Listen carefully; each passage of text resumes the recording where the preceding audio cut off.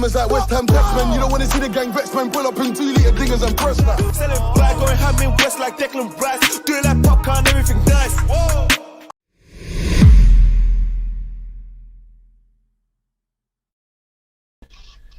What's going on, everybody? Welcome back to Hammers Fans Unite. Welcome back to the Player Rating Show. And I'm joined by two very special guests, the dynamic duo, Bert and Ernie. What's the other two called? Wardorf and Stadler. Stadler, yeah. Have we got any other duet? Ant and Deck, whatever. But yeah, obviously, we've got the two back together. The two Wallies back together, the two Ronnies. Kieran. Actually, no, not Kieran, because Budgie's more of a guest. He's like part of the furniture. Budgie, thanks for joining, and how are you doing today? Thank you. Yeah, I'm very well, thank you, mate. You know, I must admit I did have one or two jars too many this afternoon, so I've had a sleep this afternoon to kind of recover from that. But yeah, I'm good, mate. Yeah. It was an testing day today, really, the game, wasn't it? But yeah, we'll get into that later. Right, before we move on, so who is Bert and who's Ernie? Well, I'm Bert and he's Ernie, right. Isn't it? You know. All right, Ernie. Ernie, mascot, geezer, Harry. How you doing, Kieran? And yeah, how you doing today? Name. Yeah. Another name. Yeah, morning. From Brisbane, beautiful sunny morning. Looks nice there. Yeah, I managed to get 5 hours sleep myself because I was up till 2 o'clock this morning watching that game. And yeah, it's interesting to say the least. Mm. I think I'm going to get angry. I think I'm going to get angry as this show goes on. Exactly. I can't believe what I watched, to be honest. I really can't. Right, so we've got sunny skies in Brisbane. Manhattan, you can see it's a bit of an overcloud, but I don't mind my view in Manhattan, and Budgie's in Crawley. But yeah, right, we're going to get to the comments quickly, and then, yeah, so, look, as always, we've got the Leeds fans, 1, 2, the first 3 people in the house are Leeds United. Much respect to you. Big up, Harmony. you guys. Big up, always. Harmony says, hope you've all had your Valium. Disabled team, thank you as always for joining. Hi everyone, you were lucky to get away with that shocking performance. I agree with you wholeheartedly. Agreed. Yes. Big Mally, also the Glam Cafe. Evening guys, that was a smash and grab. Can't disagree. But in the end, the win is a win. Also can't disagree with that. What else we've got? Oh, here we go. See what I'm saying? Finally, West Ham in the house. Lawrence, hello everyone from Auburn, Alabama. USA, come on your hands. Big up, Lawrence. Thanks for tuning in as well, Lawrence. I know this time suits you, unless you're at work or whatever. Harmony says, all right, hey Lawrence. He says, David says, here we go. I think he's waiting for Kieran's rundown, more so. Yeah, he's looking for the weather I'm not report. sure any of us would be too kind. Hello, Harmony. Boom. This is all, nice at ease to everybody. One sec. AKA the Weetabix kids. Right, I don't get that. Do you not know that? The Weetabix kids. Oh, no, mate. I don't remember them. The Weetabix kids used to be an old advert, I think, for Weetabix. Oh. Yeah. And it was called the Weetabix kids. I might have heard of it, but I can't remember it. Yeah, Weetabix kids. I don't remember it very well. No. It must have been an old advert if I remember it. But Budgie don't remember what he had for dinner though, so you can excuse him for not remembering. I'm sure Harmony's not that old. I'm surprised she does. Nah, maybe it's more recent. Maybe it's more recent advert than you think. I don't know, but I do remember it. Right, Disabled Team says, hi brothers, Titch, Kieran and Budgie. Respect to all of you lot. Respect Disabled Team as always. I don't know if there's anybody watching that's just tuned in and doesn't comment. But don't forget to subscribe to the Disabled Team. Sorry, I didn't see Lee was here. Don't forget to subscribe to Lee Statham. Don't forget to subscribe to the Glam Cafe. Right, we've got more people in here. Sorry, because I see Lee's name there. Right, Lawrence says, what a mess. He's talking about your living room, Budgie. It's not that messy, Lawrence, man. It's fine. He's not talking about me and Kieran. Look, he's not talking about my... You're not talking about my office. Harmony, I said 2-1 and there would be drama. She did. I said it to Kieran. I did say Harmony said 2-1. She did, yeah. Harmony banged it. Got it absolutely bang on, mate. There was drama, and it was 2-1, and a straight 2-1 at that. She got it wrong. Yeah. How you doing, Lee? Big up, Lee. Lee's the main man, so Lee gets the biggest big up from all of us, I think. Good evening, young sir. Right, Lawrence, hi Lee. Harmony, hi Lee. Yes, look, Hammerhead, as always, big up Hammerhead, my broski. Hammerhead's in the building. Thank you for joining.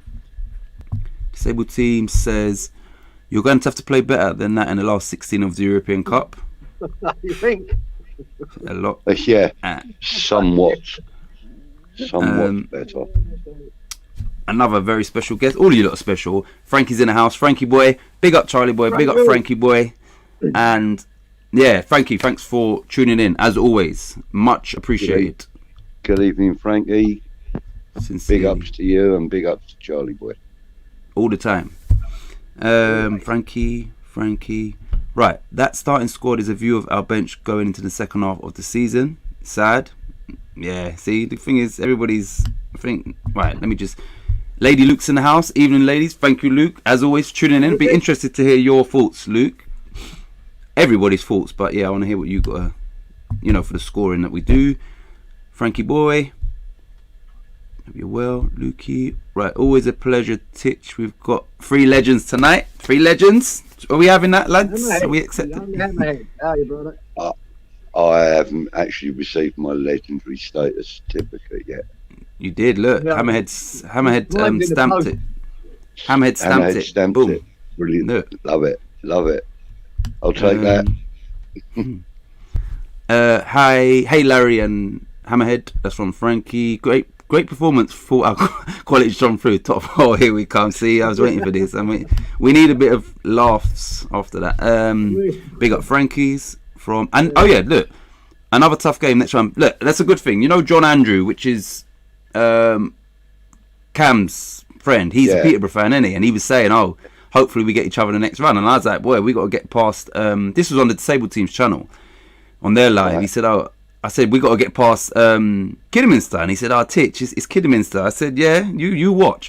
You can go back. I said, you watch and see what I'm talking about. And look what happened. So, we did get past them eventually. I only blame Moyes for today. Sorry, we will start. Cam's not coming on then, no? No, he's working. All right. Right. Hammer says you have now from me, Budgie. So he's stamped your certificate of authenticity for legendary status. Thank you very much. Thank you. He's Hammerhead. the man. That's very kind of you. That's why he's called Hammerhead, because he's like, when he does it, he goes boom with a hammer, and then he gets the other one boom. That's why he's got it on both sides of his name. He's the guy to certify your status. Budgie is a legend from Lawrence. Thank you, Lawrence. Right, so okay, we are going to get straight into these. Right, we have to give Yama a new contract after they world class. 1 sec, hold on a minute. 1 minute, you lot. Keep talking. I just want to make sure that the baby's still asleep. Hold on. All right, yeah, go for it. Yeah, well, you in the pub this afternoon, Bud, were you? Oh gosh, yeah. Got in there at 5 to 12. We weren't even open. I went in through the back door. I said, come on, at what time are you opening up? He says, 12 o'clock. I said, no, that's no good. Come on, hurry up. He said, you'll have to pour yourself a pint. So I went behind the bar, poured myself a pint. I was the first one in the pub. I was the only one in there for like 15 minutes. Of course, you only had only open till 12. No, not at the weekends. It just, I think the brewery have kind of asked them to adjust their hours and that because of COVID stuff and that. But yeah. So yeah, but where's he gone then? He's always doing this. He's gone to find the bridge. He's gone to find the new signings we made in the transfer window. He's just going to bring him back. He won't be back. He's been looking for a long time. Right, Luke says we have to give Yamas a new contract after today world class. Hammerhead says now all you need is the verification tick. Budgie, that is. You need to get your blue tick to show that you're verified. Okay. Right, Harmony. You can't point any blame at Moyes. That's on the players. Effort was 0 from some. Yama is worse than Dan James, and that's nigh on impossible. Right, you lot, I promise, when we get to the bottom of these, we're going to start. Luke, you're killing me. Yeah. Big Mally says they will have learned a lot from that game. Frankie says, Moyes without Declan Rice is Chris Hughton. Sorry, not sorry. Look, what did he say? Frankie says, Moyes without Declan Rice is Chris Hughton. Sorry, no, sorry. But that kind of is true. I kind of see what Frankie's saying now. You know, he has very little ammunition for his weapon, if you like. You know what I mean? And Declan Rice seems to sort of, he does kind of give Moyes something. You know what I mean? That today he was clearly, you know, for me the man of the match because of the way he came on and just completely changed the game around. But yeah, I just find that perked my ears up when he said Chris Hughton because I went to school with Chris Hughton. Oh, did you? And, yeah, Chris Hughton and his brother Henry Hughton, and they went to St Bonaventures, and they made it. And I think Henry was on the books at West Ham, so was Chris, and I think Henry Hughton went to Orient, and obviously Chris Hughton went on to end up at Tottenham and ended up with a career and then as manager. So I've always followed Chris Hughton, you know, I've always followed, and he played for the Republic of Ireland too. Yeah, you know, so yeah, I've always followed Chris Hughton. But his managing style at Brighton was it Brighton, wasn't it? It was Brighton. Yeah. Pretty dire. It was pretty dire and defensive. Yeah. Just trying to reasonably toothless, if you mean that. Yeah, exactly. Yeah. You never really worried about what Brighton were going to turn up when he was managing. No, it's a different story now with that Graham Potter. I mean, absolutely, I'll be honest with you. I think he's probably one of the shocks of the century, you know, in the way of management. You know, I just really didn't expect him to do this well, you know, when he first took the job. I mean, he started off just as a caretaker player manager, didn't he? Originally. Yeah, I don't know. No, I don't know not a Brighton. Story is coming into them. Oh. Sorry, mate. They got him from somewhere. He was in the Championship with Luke would probably know. He was with it Swansea? And then he was managing, and then they obviously picked him out. Right. Hamed says, I reckon Moyes gets a cut of Yama's appearance money. I can't believe Yamalenko played the whole game. Yes, Frankie. Hamed says, Moyes is on thin ice in my eyes. Mm-hmm. 1 sec. Here we go. Luke Crowd did more on the bench for 6 months than he did today. Moyes is so dumbfounded today. I said it last night. We needed to start our starters first and sub when we have the game in hand. Moyes has some blame. That's from Lawrence. What does Oklahoma have to do to get a game? Exactly. Can we address that quickly? Yeah. Okay, let's keep that on the screen. Right. Yeah, if you don't mind, that's great. No, that's fine. Yeah, Harmony. I completely and utterly agree. He's smashing it in the under-23s. Absolutely smashing it. I watched a couple of highlight replays, reels of the under-23s over the last couple of weeks. Watched them early hours of this morning, and you know, Occo Flex, even when he's like off the ball, when he's the ball couldn't be any further away from him on the pitch. Even when that is the case, Occo Flex is working hard to get himself in position, working hard to get the team moving forward. He seems to be kind of the engine when he's on the pitch, you know. I agree. What does he have to do to get a game? I mean, clearly he's far better than some of the lads of that age group, because he is getting selected for the bench and that, but he needs to get him on. We need to see what he can really do in a top flight game, I believe, you know. Definitely.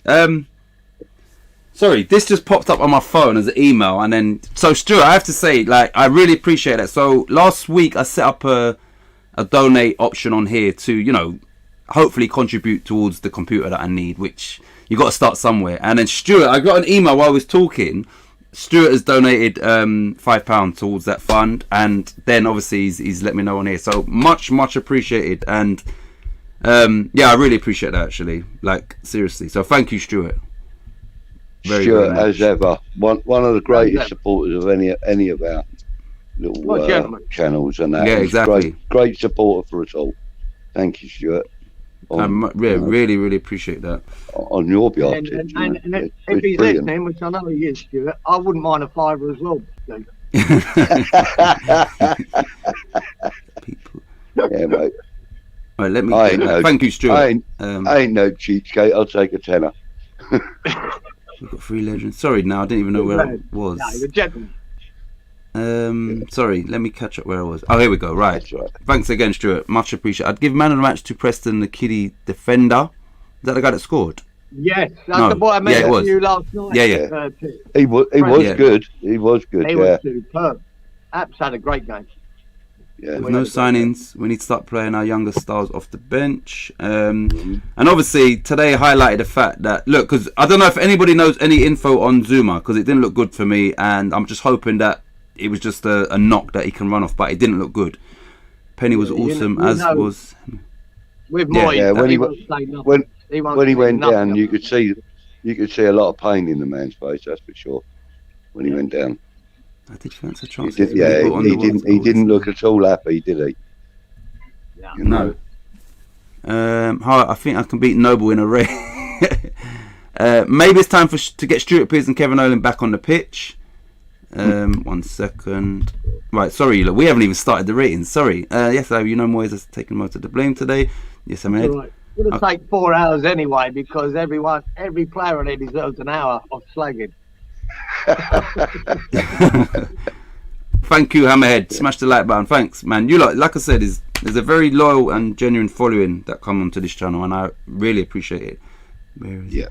Titch, be saving for a MacBook. No, it's more like a gaming PC, because you need like a graphics card. So basically, what I want to do, Hammerhead and everybody else, is all of this StreamYard stuff with the right computer. You can do like live graphics. So, you know, changing the score, the timers when you do watch alongs, it's all like you just bring it in. It's easier to do, but I can't do it with what I use like on my phone and all that. So yeah, it'll just make the streams even better, because visually I'll be able to do live. For instance, behind me I could put like a aeroplane behind me and a heli, all of that. You understand? Live. Like, I can do it in editing, but I'm saying you can do it all live. I don't know. You can just bring things in, like even like these photos. I can move them around live. Obviously, Stuart will show you on his channel that you can move stuff around live, which for me is like just like heaven. But yeah, all in good time, man. You'd be like a kiddie in a sweetie shop, wouldn't you? Yeah, I would be. Trust me. That's why I like watching the Glam Cafe, because you know he's literally, the graphics and that is amazing. So yeah, I'm like a nerd for graphics and stuff like that. It's on about Larry. If Yama's on the sheet next game, I'll need antidepressants to watch the match. I couldn't believe how terrible. I was going to say, yeah. Right, we're nearly started. Why do you think Chelsea sold Zuma to us? He's forever injured. That's why. That's from Hammerhead. If you click on the Hammer Fan United. A while back, Budge, didn't I? About why I always question when we get a player from a big club, why they sell them to us.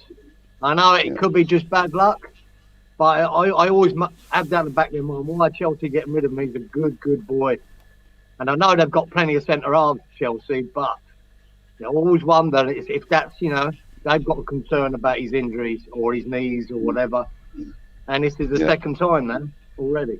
Yeah. Could be just bad luck. Yeah. I think you know, as Titch alluded to earlier, it didn't look good. You know, and as I said, you know, you could see the pain in Kurt's face when he went down. So we just got to wait, really, I suppose, and find out what the outcome of it is. But Moyes will keep a low on it, Mudge. He probably will. No, he probably won't. we'll probably hear how he's doing on Tuesday or Wednesday, like on Talksport or something, you know, when Stuart Pearce gets on there, because he gets on Talksport at least once a week, doesn't he? So you know, we'll probably hear how he's doing when he gets on there. It's very unlikely we'll see him Tuesday, whatever happens. No chance. No, we probably won't. No. Penny scored for Kidderminster. Yeah, Penny. Thanks, Harmony. What did we say? Preston. It was Penny, wasn't it? Yeah, Penny. Yeah. The mascot, Kieran's imposter says, "Where's Saint DeVito?" Kieran's like, "Hey, you. I want to give, but can't find where it is." Oh, Lawrence, appreciate this. Obviously, all of you. Bottom right, sorry. Hammerhead, right, we're at the bottom now. Zuma got almost career-ending injury to just knee at Chelsea, and it's plagued him ever since. To his knee. Right, so, finally, sorry, here we go. We are going to get into this. I won't give ratings. Maybe one person or whatever might jump in, but nah. Generally, it's you two and everybody in the chat that, you know, wants to get involved. So, we will go to... Where is he? Let's go to... We'll start with Budgie and Alphonse Areola. Let me remove the comment. 1 minute. Yeah. Oh, let me go down the bottom, Budgie. There we go. Areola, a description of his performance and then your rating. Please, Budgie. Okay. Well, I thought actually at certain points in the game that he kind of he didn't look as solid as he has done in previous appearances. You know, he looked a little flustered at times, but I think that was purely because of the lack of support he was getting from the back four. You know, he was vulnerable today, is what I was trying to say. Although he pulled off 1 or 2 saves, I think I'm going to go with a 5. 5 out of 10. Preston was the one who kept cleaning the ball because he was solid. Right, so before Kieran goes, Disabled Team says 5 as well. 5 out of 10. He came for crosses and was nowhere near. That's so he agrees with you in your score rating. Yeah. Kieran, what about you for Areola? The guy that everybody seems to be called, not everybody, a lot of people call him for. All right. And here's my point. Well, I've always stuck by Fabianski should start every Premier League game until he's not performing or he gets injured. Now, for all the people that keep crying for Areola to start, this is probably why he didn't and doesn't. Because 3 times he came for crosses last night, he was nowhere near all 3. And 1 led to a goal. The goal that should have knocked us out the FA Cup. It should have done. He had a couple of easy saves to make, he made them. And I didn't see any direction, any of that from him to Diop or Zuma. Calling for the ball, it's my nothing. He wasn't directing the back at all. And he should be part of that. A good goalkeeper organises that back four as well. He has a lot to say. I didn't see any of it. I thought he was woeful. I thought it was a terrible game. And them 3 crosses, I mean, weren't even close to the ball. And one of them, he took out Zuma. Zuma trying to head it, and he's come flying through, hits the other. That could have been an injury. No. I think there's a good reason Moyes has held him back, and this could be it. He was flapping. He was poor. And like I said, other than a bit of brilliance from Rice, we were out of that cup. And it would have been partly down to him, that goal. We'll get on to the other player that fucked it up as well. But, yeah, so I'm going to give him a 3. 3 out of 10? Yeah. Right, so the mascot says, you can see that Kieran is the imposter. Why is he wearing sunglasses all the time? Yeah, I'm hiding, Max. Max, I'm hiding. Right, Hammer said he did better than Fab would have, but he was hungry to get to the ball and that didn't help him. Hammer gave him a 6. Mascot says the player rating show with Budgie, the imposter mascot, and Alphonse Areola. Okay, yeah, that's why I'm above him now. 6 from Harmony for Areola, so she agrees with Hammerhead. Lee gave Areola 5, so he agrees with Budgie and Stuart. Hammerhead, he was eager. He was too eager, and it made him make mistakes. Big Mally says definitely at fault for the goal. Lawrence, did Lawrence give a rating for? I don't think he did. Or Frankie and Lauren, but you lot can always catch up. Okay, let's move on to. Let me get him up on the screen. Budgie. Right back was Ryan Fredericks. Okay.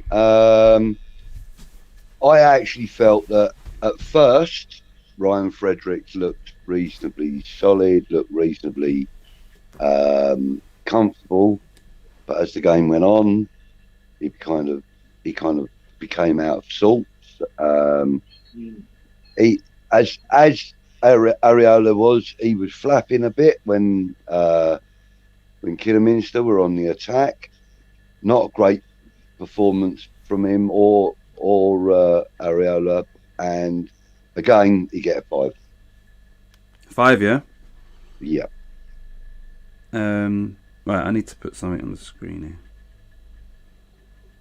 All right, Kieran. Yeah, I picked Fredericks to start. I thought he would start this game. I thought it might have been a perfect game for him. I don't think it helped having Yamalenko in front of him, because that's just disastrous. But he was poor. He weren't good. I thought Fredericks is a better player than that, and I thought this was a chance for him to shine a bit. But he was very, very average. His misplaced passing and control. He was trying. I'll give him that. He was trying. But yeah, he was pretty average. Yeah, he was trying to get down there. But if he'd had a Bowen in front of him from the beginning, Budge, I think they would have linked up better. The movement. Yeah, I agree. With Yamalenko, it sort of hamstrung him a bit. So yeah, it was a poor performance, mate. Not the worst on there. So I'll give him a 5 too. I'll give him a 5. 5, 4. Right, so we agree. They agree. Lawrence has given Areola a 5, because I know what Lawrence was doing. Right, I was going to put this on the screen. Lawrence and PayPal saying they're holding it. It's not leaving the account. Lawrence has just donated like £36 towards the computer. That's what it's. Wow. So that possibly is. That might be $50. I don't know, and then they've converted it into £36. Lawrence, that just means you get a lot easier questions next week. Definitely. Big up, Lawrence. Well done, mate. Yeah, that's for me. That's good move. That's a massive amount, and it's just humbled. Even like when you lot is just tuning in, and just. I don't know, just sticking with this channel, even that humbles me. So things like this is, it's hard to show your appreciation, but I really fully appreciate. Seriously. Can I just also say thank you to everybody, and there's quite a few of them in the chat now, that popped in this morning to watch Cam's show on Green Street Elite. That was really good of you all to pop in, and that was brilliant. Thank you for that, guys. Thank you. Sorry about that, Budge. I was asleep. No, mate, it's all good. It's all good. Don't worry. It's all good. Don't sleep tomorrow morning, though. Yeah. I didn't even get a notification for that, but I tuned in. I didn't. I did. I did. And I stuck it on some of the social media and that. Did I not send you the link? You did, but I hadn't checked my phone until after anyway. Look, because I didn't even know I was a moderator. Even when I was commenting, I didn't realize. Look at this. The mascot. I now see how popular sent the video is. Budgie even has a poster of him in the background. Is that Davey behind us, yeah? Oh, well, this here. Yeah. See, now he started me off. Look, right, hang on. That is not Saint Davido. Here we go, boys. Look. Definitely Davey. It's definitely Davey. It's the light. I can't get rid of the light on it. It's actually Marlon Harewood. Yeah, I know. We can see. It's actually big Marlon. Yeah, I can see that. Yeah, this is obviously with the certificate of authentication and that. That was sent to me because I weren't feeling well by Anton from West Ham Network. I love it. Big up Anton for that. Yeah, mate. I had a bit of a lousy day one day, and I weren't feeling great. And I got a private message from him. It was like, "Can I have your address, please?" And I sent him the address. And then a few minutes later, I thought, "Why does he want my address? Is he going to send someone around to beat me up or something?" So I just sent him another message asking him why he wanted it. And I didn't get a reply. And then a few days later, a reply came, and it was, "Oh, I just wanted to send you saying, I heard you weren't feeling very well." And I thought, "Oh, that's nice." I thought I was going to get a cup or something. That arrived, and first thing I did was got on the phone and find out how much to have it framed, And it was far too much money for me. At that point, I didn't have enough money for it. So I bought the frame and did it myself. And, I'm quite happy with the end result. Lovely. Come on, let's get back on with the show. Right, Harmony says Fredericks gets a 4. Disabled team, it's 5 for Fredericks, so 2 5s for him. Hammerhead says Fredericks was piss poor after the first 15-20 minutes and lost the ball way too much. He gave him a 5. One set. So that was my assessment also. Thank you, Hammerhead. Yep. Epic. Thank you for joining. I ain't seen you for a while, but thank you for joining. Fabianski would have conceded 3 today, he says. Conceded. To be fair, none of the players covered themselves in glory. Lawrence gave Fredericks a 4. Epic. Give us a rating for Areola and Fredericks. That's all we've done so far. Yep. Yeah, Premier League players are used to playing on snooker services. That's from Big Mally.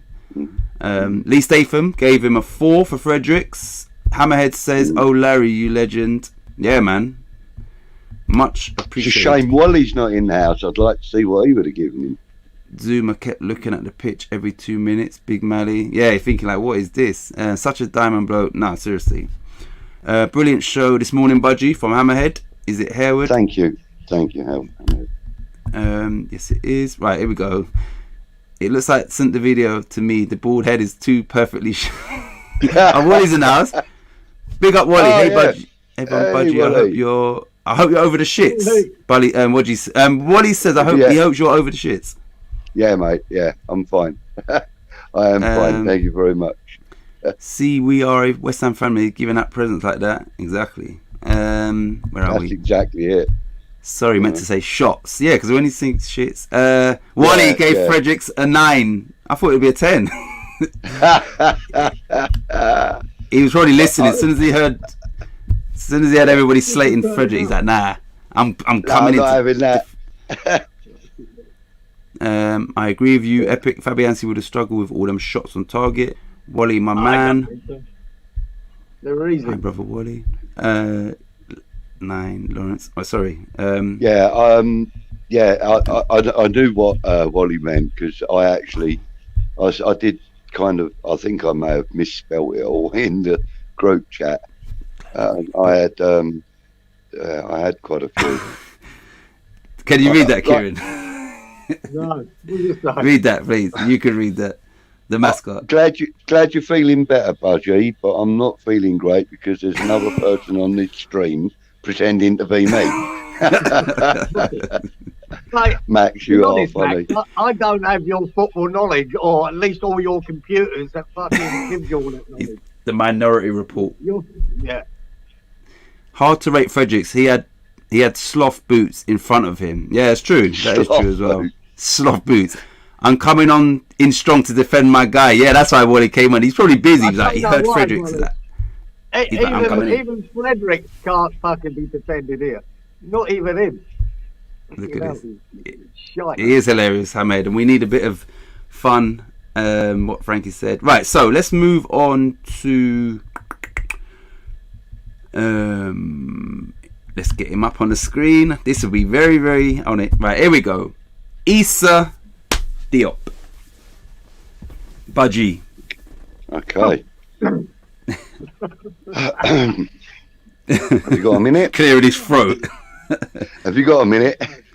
Issa Diop. Right, don't get me wrong. Please don't misjudge me, because I actually think that Issa Diop is a really decent guy. He's a really nice guy. He seems to be very popular in the changing room. So let's just leave him there, shall we? In the changing room. No. Sorry, mate, but he gets the big one from me today. That's a 1, yeah? Yeah, I can't give him a 0 rating because he tried at points. But other than that, I've got to be honest with you. I've seen, and you could probably back me up on this, Titch. I've seen 14, 15-year-olds that would have had a better game than him today. Yeah. Yep. You know, he was poor, piss poor. And I'm using your phrase there, Kieran, but he was. How was it, Kieran? Yeah, no, Kieran says that a lot, doesn't he? But, you know, yeah, a 1 for me today. Sorry, Issa, but you're a lovely guy, but you were shit today. So you're gonna replace the I in Issa with a 1, yeah? We call him Wissa. We call him Wissa. One's a Diop. One's a Diop. Once a Diop. Kieran.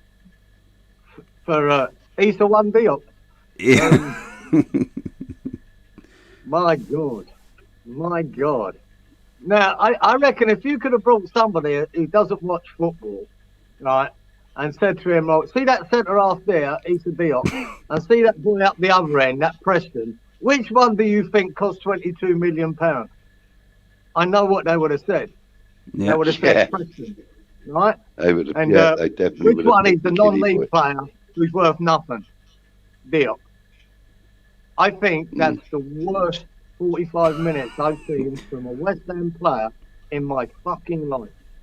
He was on the ball.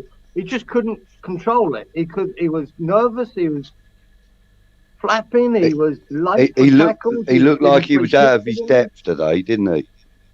He really looked like he was out of his depth. I like him. I like Issa Diop, right? And I think he's a lovely guy.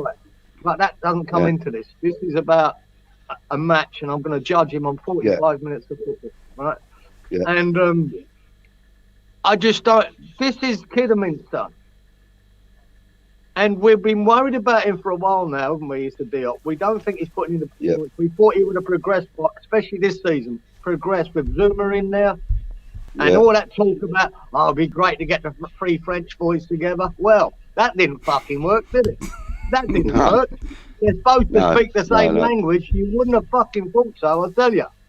You would have thought Areola was speaking Spanish because he weren't helping him, but he was terrible. And there's a reason he got hooked at half-time, had to be hooked at half-time. He was so bad. And my worry is now, because of the Zuma situation now, that's our fucking first choice centre-half for Watford. Because who else are you going to, unless you throw in a kid, that's what we've got. And which goes back to fucking Moyes in the transfer window, but we won't get into that. But that's what we've got now. That's what we've got to look forward to. So Issa Diop, for fuck's sake, man. I just couldn't believe what I was watching. And so, yeah, Fudgy, bang on, mate. It absolute 1 for turning up. That's it. It was terrible. And fuck me, man. I just don't know what's happened. £22 million. If anyone was wanted to buy him and watch that game, they'd be going, fuck me, he's not worth 5. He's not worth 5. Yeah, he's not worth 22 quid, is he, on that? The thing is, if you convert that into today's money, that's going to be about 35 or 40 mil. Because that was, what was that, 5 years ago, 4 years ago? So at least 30 mil in today's money. Yeah. So call it 30. Yeah. 30 mil, yeah. Outrageous, mate. Outrageous performance. It really was so bad. Yeah. And I just don't know what's going on. Well, Lawrence agrees with you too. Yeah, he kind of seems to be similar to Yamalenko in that I feel like he's nicking a living off of us. Do you know what I mean? Yeah. So yeah, Lawrence has given him a 1. He says Diop straight awful. And the thing is, it's very rare to pull off a centre back at half time unless they're injured. Yeah. So, you know, it was needed, and yeah, he should be ashamed of himself, man. It was shocking. Yeah. I really like your picture, by the way, Lawrence, of yourself and your wife. Lovely picture, that, mate. Yeah, in his carry on. His navy gear. Awful. 2 out of 10. Being given enough chances now. That's from Disabled Team. Yeah. 2 out of 10 for... Right, Hamed. Diop can't play against lower league opposition. We learned that last year. They chased down the hopeless balls and that messes with him. Diop gets a 4 from Hammerhead. And that's because it's not really his fault. Moyes knows he can't play against lower league side. I did say to Kieran earlier, this game was suited for your Dawsons, your Rice, your Noble, you know, the English players that know the game. Zuma, yes, because he's been here long enough, and you know, but yeah, it wasn't suited for Diop. I don't know which games are. Yeah, Dawson, that's his type of game, man. I was really surprised to see Diop in the starting 11. I really was. I thought Dawson would be there all day long. And but like I said, now you had your little French triangle, and let's see. Well, maybe it'll work. Maybe that will. Yeah, no, it didn't at all. So yeah, but Dawson would have been suited to that game. Dawson's been brought up all his life playing on pitches like that. He wouldn't, and he didn't struggle as much when he came on. So yep.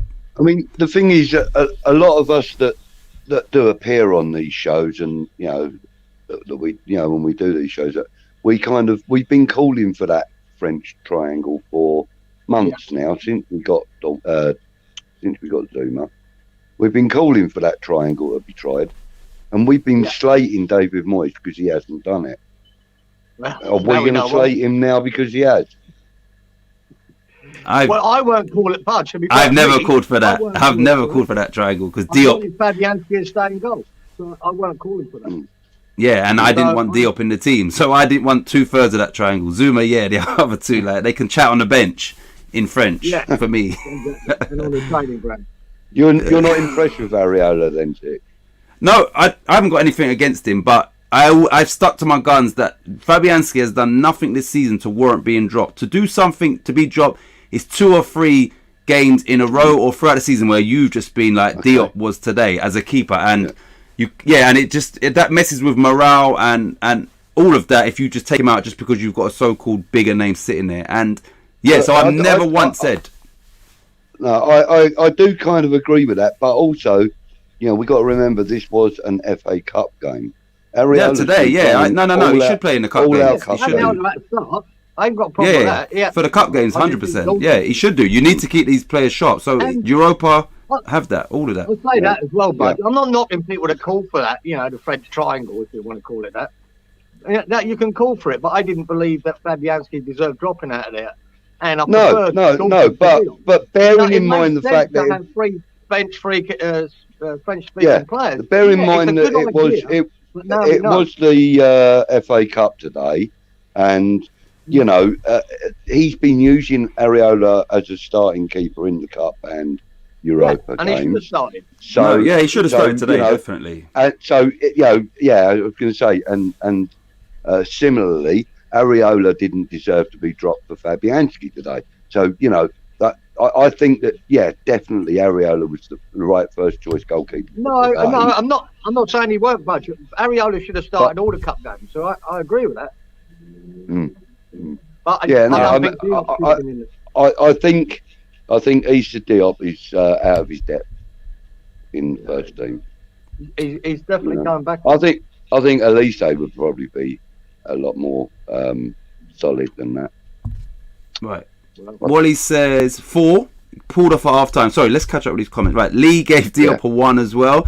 Frankie Boy says can't defend Diop anymore. He gave him a 3. The mascot says, Budgie, the only reason I'm funny is because I went to St. Davino's school. I think we all know that here that Kieran didn't go there. Me and Budgie both know that St. Davino is superior, hence the poster. Geezer's on point, says Lawrence. He can't hack the lower league nipping at your ankles type play. That's from Hammerhead. If Diop was so bad against a non-league team, maybe West Ham should get a replacement. A player from St. Davido's academy. One sec. Wally says, I don't understand why we didn't start Dawson. Match had Dawson written all over. Yeah, exactly. This was a Dawson... Smash the like button. Thanks, Lauren. That's definitely a Dawson game. Today was the first time he's played with Zuma. He needs more time. It will come good if Zuma stays fit. Agree, Wally. Yeah, I believe that because Zuma will learn a lot from playing with. Diop will learn a lot from playing with Zuma. I don't know. That's what I meant.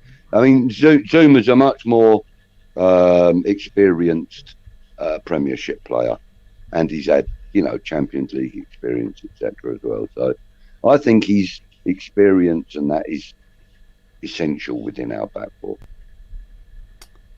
Diop gave it 2. Oh, sorry. Harmony gave Diop a 2. Thank you, Budgie from Lawrence. Hammerhead, we want the French triangle, but in the Prem, not in the Cup against an up for it non-league side. Areola showed a weakness for coming off the line when he did not have a clear path to the ball. That's from Lawrence. That's true for today. For today's game, Titch and DeVito. Yep. This Kieran Devaney guy looking more and more like an imposter. Hammerhead, given Areola regular game time, you'll see he's twice the keeper Fab is. That's from Hammerhead. Titch and the video is obvious, isn't it? Is Zuma okay after that injury? Yeah, that's what I was worried about, Lawrence. But as of yet, there's no 2 head stats on top of each other. Right, so let's move on because we've only got to the 3 players so far. So we got sorry. Let's go to Kurt Zuma. Been on for everybody. 5 minutes. Yeah, Kurt Zuma. Let me Want me to go first? Yes, please. Yeah. Okay. So for the time that he was on the pitch for, I felt that he was the stronger of the defensive players. He didn't play that badly.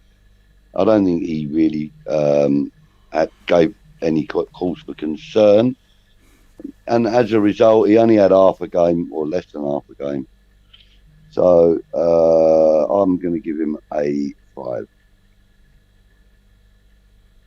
He played the whole game, Budgie, and stoppage time, and extra time. Oh, no, sorry. You're talking about Diop. Sorry, I'm getting him mixed up. Yeah, Diop. I'm talking about Diop, aren't I? Sorry, Kurt Zuma.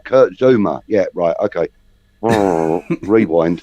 Sorry. I'm going to give Kurt Zuma a 7. Probably going to be the best scorer today for me.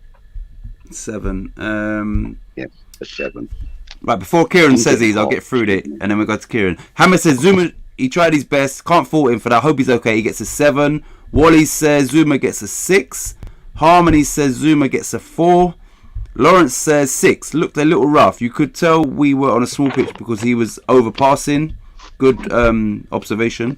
Zuma looked out of sort. Panicked a lot. This is from the disabled team.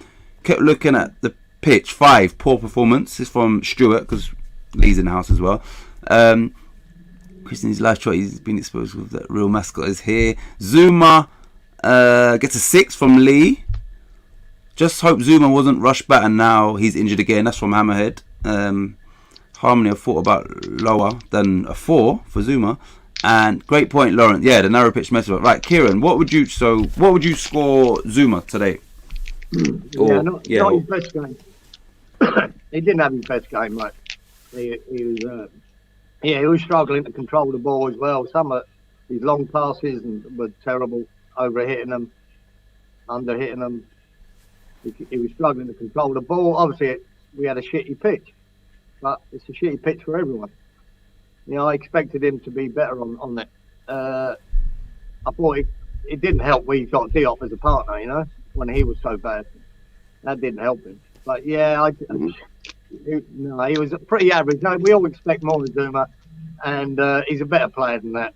I don't think he'd have 2 really bad games in a row, but this was an average game for him.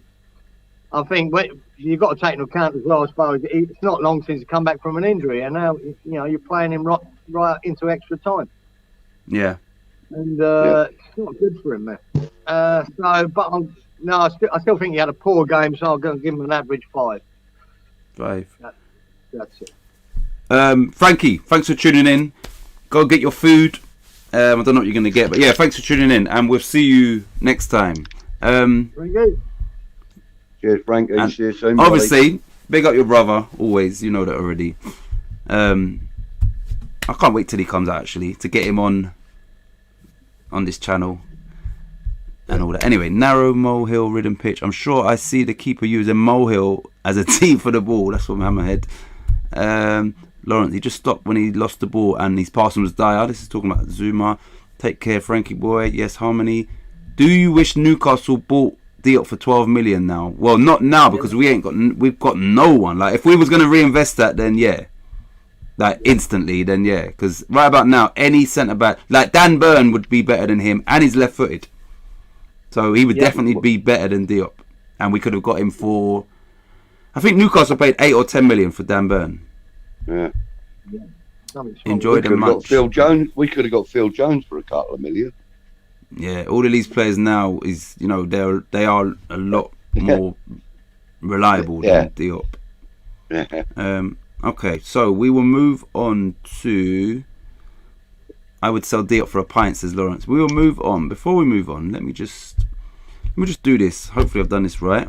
And it doesn't cover our faces. Boom. Let me remove that. So that's a little recognition there. Lawrence's donation and Stuart's donation. Thank you very much. It's right there for everybody to see. Much appreciated. I haven't got super chat, so it can't go along the screen, but yeah, much appreciated. It says Lawrence's one there. They're holding on to it for. Look, can you read that? Temporary hold. Maybe because of the amount. It's on temporary hold. Right, let's go to. Where is he? Ben. Here he is. Ben Johnson started at left back today. Budgie. Ben Johnson. Okay. I felt that Ben Johnson was probably one of the better players in first half. Second half, he was a little less effective. But I liked what I saw from him today. Considering he was whacked out on the left, he's naturally a right footer, so there's always going to be a little bit of trepidation when you're playing out of position. I know he's a keen lad. He's a really nice young man. I was watching last year's Player Awards yesterday, and he got the Young Player of the Year award last year. Very humble young man, really nice young lad. And I felt he had a reasonably good game today. He was played out of position. I'm going to give him a 6. 6 out of 10. I'm going to give him a 6, yeah. Right, Hammer said, I wish Liverpool bought Diop for 60 million last year. Then we could have had a laugh at how shit of a player they bought for 60 mil. Imagine that, 60 mil. They've all dodged a bullet there at that price. Before Kieran goes, what I would say is, if I was Moyes, what I would have done today is I would have brought Creswell on. I would have put Johnson right back, and I would have took off Yama and put Ryan Fredericks on the wing. That's what I would have done. Yama would have come off the pitch. That's exactly what I would call him for. Yeah. Exactly what I would call him for at about 30 minutes, 35 minutes into the game. In that type of game, once again, you've got Creswell, English. You've got Johnson, who he weren't even playing his natural position. Fredericks, English, used to this type of game, and put him up the pitch and just get at him with his pace and that. So that would have worked better than taking off Johnson and leaving Yamalenko on the pitch. Yeah. In my opinion, anyway. Cam's in house. He must have finished work. Right, sorry. So Kieran, sorry, your rating for Johnson, and I'll try and catch up with the comments. Where are we? I was here. No, I thought he was poor as well. He had a bad game, right? But what I will give him up, I won't knock his effort because he was trying. He was trying his hardest, and he was making the effort, but he was poor with the ball. His passing was poor. He lost the ball. I mean, kicked in a touch a couple of times. He weren't having a good game out there. But I know what you're saying, Budgie, about he's out of position, but we can't have it both ways. We can't praise this young man going, well, he's a right back and he can play left back. What an asset we've got. And then when he does play left back, doesn't have a good game, so, he's playing out of position. We can't have it both ways. If he is good enough to I don't think he should be played as a left back. I don't. Yeah, I'm not of that belief. I'm not saying you, Budgie. I'm saying a lot of people praise him because he can play left and right back. And that's one of his assets. Well, if it's one of his assets, then play left back and be good at it. Yeah. I think his effort was superb. But I think it, like them all, I think it was like it was contagious. Everyone's having a full game. And they might want to blame the pitch for that. That'll be partly to do with it. But I'm not going to. But it's also because Kidderminster were up for it and they brought the game to us. That's one of the pressured. reasons. They did. They pressured and they put pressure on, especially in the first half. I hope we get to rate Kidderminster at the end as a team. He weren't affecting the game, and an average game. So I'll give them the same as Fredericks, right? They both weren't doing what we want them to do. And I agree with you, Titch. I would have put Fredericks up there instead of bloody Yamalenko. That would have given us more of an attacking threat than him. So but I'll give him a 5. I'll give him a 5, same as Fredericks. And I do think that Hammerhead also said Yama for Fredericks. I'm sure earlier on in this chat, I'm sure he was, thinking along those lines as well. I think someone else did say that. I think it was Hammerhead. I think a lot of us probably would be thinking along those lines, Titch, Yeah. Right, Cam, thanks for joining. Cam says Johnson was alright, he gave him a 6. Disabled team, Stuart, 6 out of 10. Best out of the back 4. That's from Stuart for Johnson. Brother Cam's high. Right, Harmony gave Johnson a 5. Disabled team. But the thing is, how do you know I am the real Cams? I could be an imposter. 1 sec. 1 minute. Here we go. I'm not sure Johnson did so well today. He was very quiet most of the game. 5 from Hammerhead. Same as... Are you bribing Titch then, Lawrence? Oh, look, they've already said that. Now my question's on Twitter. They're going to be impossible. That means you wasn't tuned in, and this is exactly what Kieran's... Kieran said that. Well, you better get your hand in your pocket, Lee. And Lee gave Johnson a 5. Titch, let me know if there's an issue. Trust me, the transaction. No, I trust. Yeah, I don't know if it's obviously PayPal. It's maybe because it's only been activated and now they've got 2 payments in a row. Maybe that's why. But it's all staying in there and accumulating hopefully, and then we'll get what's needed. Johnson got a 6 from Wally. Johnson got a 5 from Lawrence. He has been better. Hammerhead says, not sure anyone had a good game today. I think the near 2 weeks break really disadvantaged us today. That would have played a part in it, Hammerhead. And, Kidderminster have been playing. And they have been playing, getting results as well. Johnson won't be a defender his whole career. He'll be a winger from Hammerhead. Yes, Hammerhead. I'm pretty sure that you're real Cam, brother. Hammers fan United. For some reason, when I see your name, I fancy a couple of double cheeseburgers. Yeah, Cam, you finished work now? Or are you on your break? Yes, I did say Yama for Fred. I spoke to him earlier. He sacked off work. He managed to get out of the shift. So right, here we go. Here we go. Right, now we're gonna get into it because this one is. Where is he? Everybody, get ready. Alex Crow. Budgie.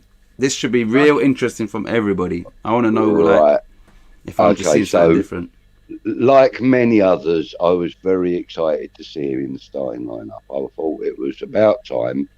I thought, this is where we get to see the kind of player that David Moyes has brought in for us. He's on loan, but, chances are that there's an option on him, etc. So, it's a good chance for us to assess how good or how poor he is. And, I felt that he was completely out of his depth.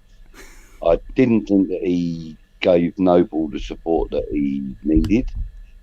He was drifting forward too far, too much, too often, and being caught out of position. Had Thomas or Declan been there next to him from the start, I think it would have been a very different Alex Kroll we would have seen. But for some reason, Noble allowed him license to move forward a lot. And therefore, he, as I said, caught out of position and stuff, didn't have a great showing, made 1 or 2 decent tackles and interceptions, but nothing of any great note, really, to be fair. And unfortunately, first time I've ever rated him, but he's only going to get a 4.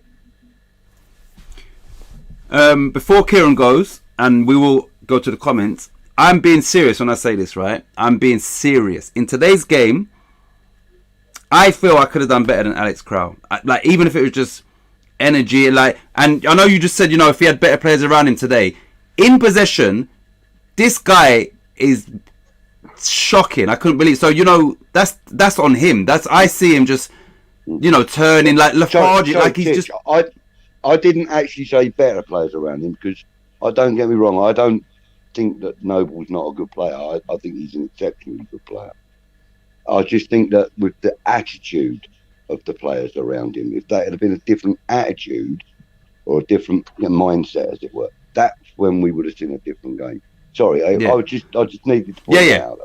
Yeah, so that's a misquote from me, but I'm saying is this: what I saw, I'm judging him today on when he had the ball at his feet as an individual, and I could not believe what I was seeing. Like, seriously, I couldn't believe it. I could not believe.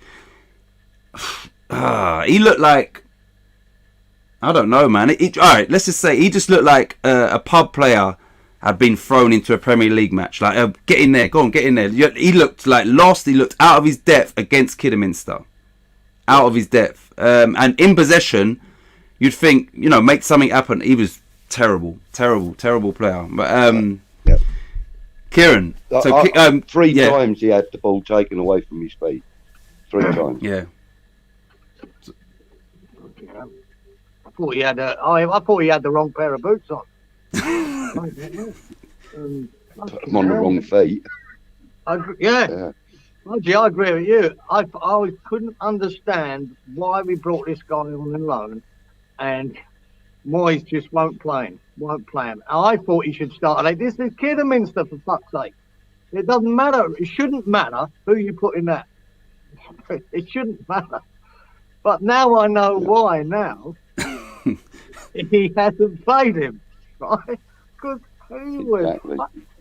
If I have to slag Diop, we know what Diop can do when he's good, and that we don't really know enough about Krell. We know he's a fucking international.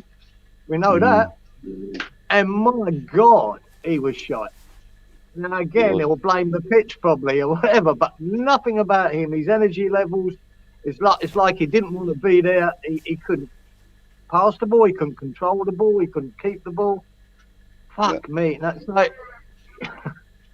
No, and I know now why. Fucking Moyes has held him back, mate. And I kept saying before, how bad is he for him not to play him? Because we've had the opportunities to play him before. We've had this discussion a couple of times, Kieran. Yeah, exactly. We have, but why are you not playing him? Well, here we go. Now we know. But I did think it was probably a mistake to put Crow and Noble together. Maybe Krell Souček or Krell Rice, Yeah, I think Krell Souček probably would have worked better because of the. Yeah, maybe. But in the end, I'm talking about his individual performance, not the lineup. His individual performance was shit. And if I'm going to give fucking Diop and slaughter him for a 1, I'm giving the same to him because he had as much impact as Diop did. So I'm just I know I was generous with Krell, but I know. I was generous with Krell, but I kind of get where you're coming from. Like I said, you knew. I didn't know. I didn't have to be in Moyes' ear to know that Krell and Diop were going to get hooked at half time. You knew because they had to be. They just had to be. It actually looked like it from before kickoff. It looked like they were just first half, personnel. Really, they didn't really get comfortable into the game at all. No, I think they knew they were only going to get 45. Yeah. Titch, we've missed all the ratings from you as well. You haven't rated any of them, or do you not? You're not going to rate any of them? Nah, I don't normally do it. I just now and again I might just do an odd player. Kieran, you gave him 1. So now and again, Budgie, I will, but just generally nah. Right, let's see. Right, disappointing 4. This is for Krell from Wally. Yeah. Lawrence gave him a 1, so he agrees with Kieran. Stuart, disabled team, 3 for Krell. Poor. Let me go down. Big up Danny Jackson in the house. Hi everyone. 3 for Krell. Thanks for tuning in, Danny. Hamid, Crowell was good at times and then piss poor. Showed glimpse of how good and how bad he can be. We've only seen 2 games of him, and we've now seen a brilliant performance against United to a dodgy one. Oh, you mean in the cup? In the Carabao Cup. He done right in that, yeah. Lee gave him a 4. Hammerhead gave him a 5. Danny, Hammerhead 5. Lawrence is laughing. One sec. Hey, Danny. Right, let me delete this or block this spammer. One sec. Danny, how's it going, Lawrence? Hope you're well. One of Crowell's passes would have cost us a goal in the Premier League. That's from. I couldn't believe how bad he was today. Seriously. Yeah. But next to Rice, in my opinion. So yeah, Hammer agrees with you. He feels he would have been better alongside Rice. Slow. Good, Danny. Yeah, his reactions, everything just seems slow, like not fit for the English game, and definitely not fit for that type of game. Yes, Titch. Danny, Hammerhead. I mean, from being the thing is with carry on, the thing is with teams like Kidderminster and the likes of Sun United and these smaller, lower league teams that do get a cup run. The thing is with them, a lot of the big teams are guilty of it, including us, of underestimating them, of not being aware that they're going to come straight at you. They've got nothing to lose. Yep. They've got nothing to lose. And if they, like when they scored that goal against us this afternoon, I actually bloody cheered for it because I felt they earned it. Do you know what I mean? And like everybody in the pub looked at me and they're like, "Hang on a minute, you're wearing a bloody West Ham shirt, mate. Why are you cheering a Kidderminster goal?" So did you not see how well that free kick was, was orchestrated? I thought that they really they outclassed us, and their first goal was well deserved, and we just didn't clear it. We were just very, very poor.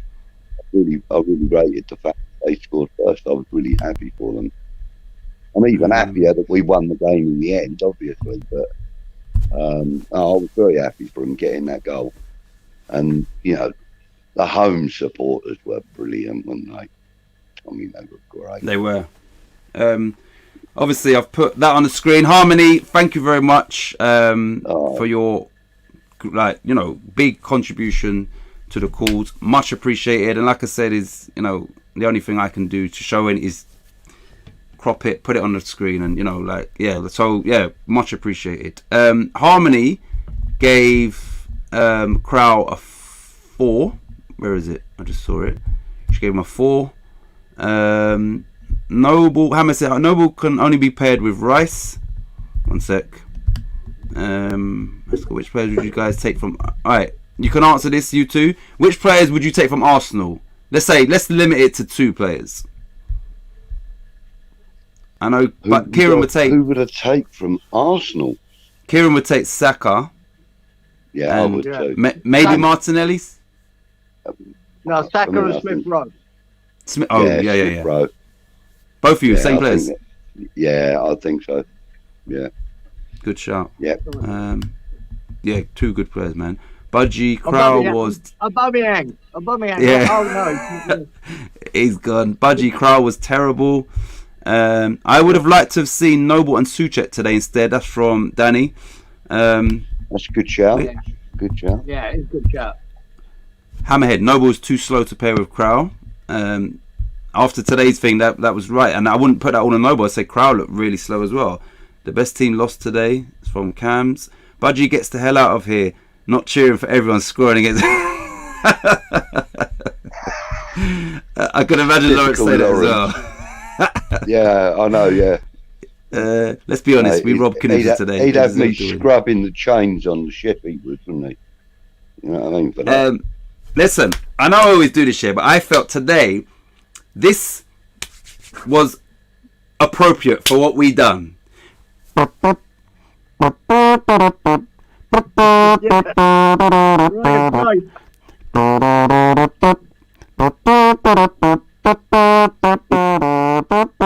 That was definitely a great escape today. Yeah. Yeah, we needed that today. If I was part of the squad, I'd be on the coach all the way home. That'd be me just trumpeting away because that was a great escape. Look at the timing of the goal. Saka. Nketiah, Saka, and Smith Rowe from Hammerhead. So yeah, apologies, you lot. This show's normally over in about an hour, but you know, I think because of the nature of the game, it was we've got a lot to talk about. How much front end they did. Wally says I like Martinelli. I like him as well. But I do like Smith Rowe and Saka. Let me block that. I quite like Tierney as well, actually. Who? Yeah. Tierney's not bad. Two slow players in midfield is a bad idea. It is hammered, especially in a game like that as well, where it's thank you, Harmony, once again. Yeah, Spammer, they're all in here. Right, let's move on to the guy we were just speaking about, and that is Mark Noble, Budgie.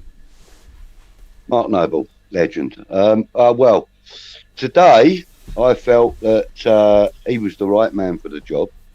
Ooh. I felt that he was actually, he's slow. We know he's slow, but his leadership skills came into play today. And even more so after Krell was subbed for Deck, you know. I felt that Noble kind of, well, he was bossing the midfield, but unfortunately we weren't getting the possession in the midfield. Although I know we had really high possession stats. But by not having possession in the midfield, what I mean by that is that every time Krell was on the ball, he either lost it or passed it badly, or as I said, he had the ball taken off with his feet 3 times that I noticed, possibly more. So I think Noble did the best job he could do under the circumstances he was at. He's going to get a 6. 6 from Budgie. Before we go to Kieran, Stuart and the disabled team says 7 out of 10 for Mark, one of the better players today. Hammerhead says just there so he can lift the trophy. Now he shouldn't be played unless we are comfortably in the lead. Noble gets a 5 from Hammerhead, and Lee Statham gave Noble an 8 for today's games. The mascot, right? So Kieran, what would your opinion on Noble today? Yeah, I picked him as I thought he might be one of the more influential players in the team before this.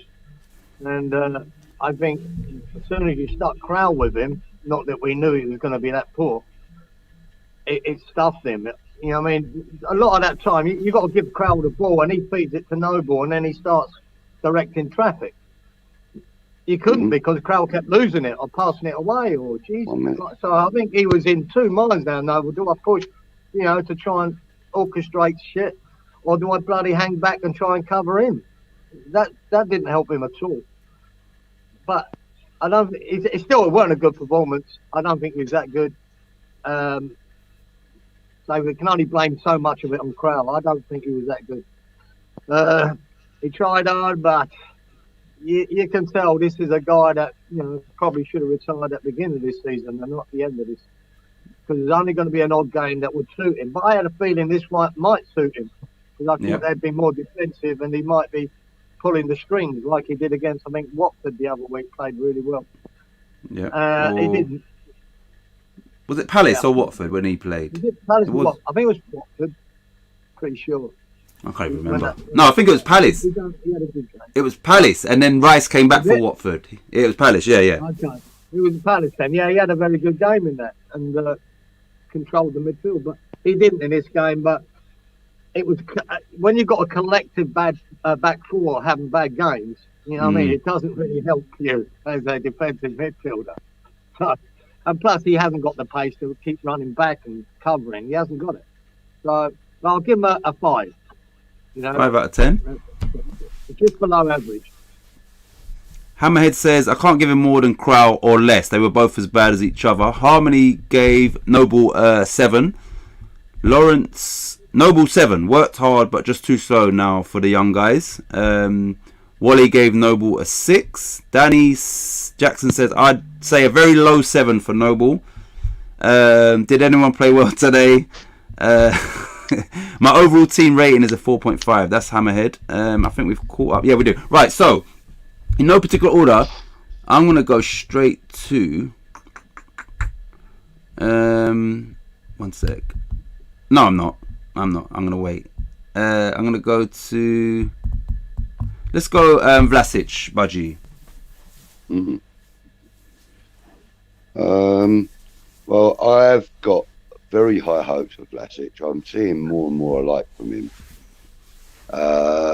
His last game before today was obviously his best game so far in a West Ham shirt. And I think we've got many more of those kinds of performances and better coming from him. Today wasn't as good. But, as I said, against a team like Kidderminster Harriers, who are hungry, they've got nothing to lose, they're going to attack every ball, and as you suggested, they're good tips. They chase the dead balls, the balls that you don't have any hope of catching. They're chasing them all. They're closing you down quicker than a Premiership team might, because they're aware that there's a gulf in the league positions and stuff, and in the technical ability of the players. So they're chasing the ball a lot more than that. So Vlasic was really, I believe, he was hampered by the decent play of Kidderminster Harriers. So as a result of that, you're going to get a 6. I thought he could have had a 7, but he got a 6.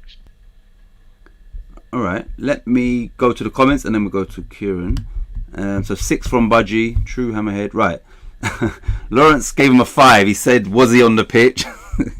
Harmony agrees. Not with was he on the pitch, but she says 5 as well.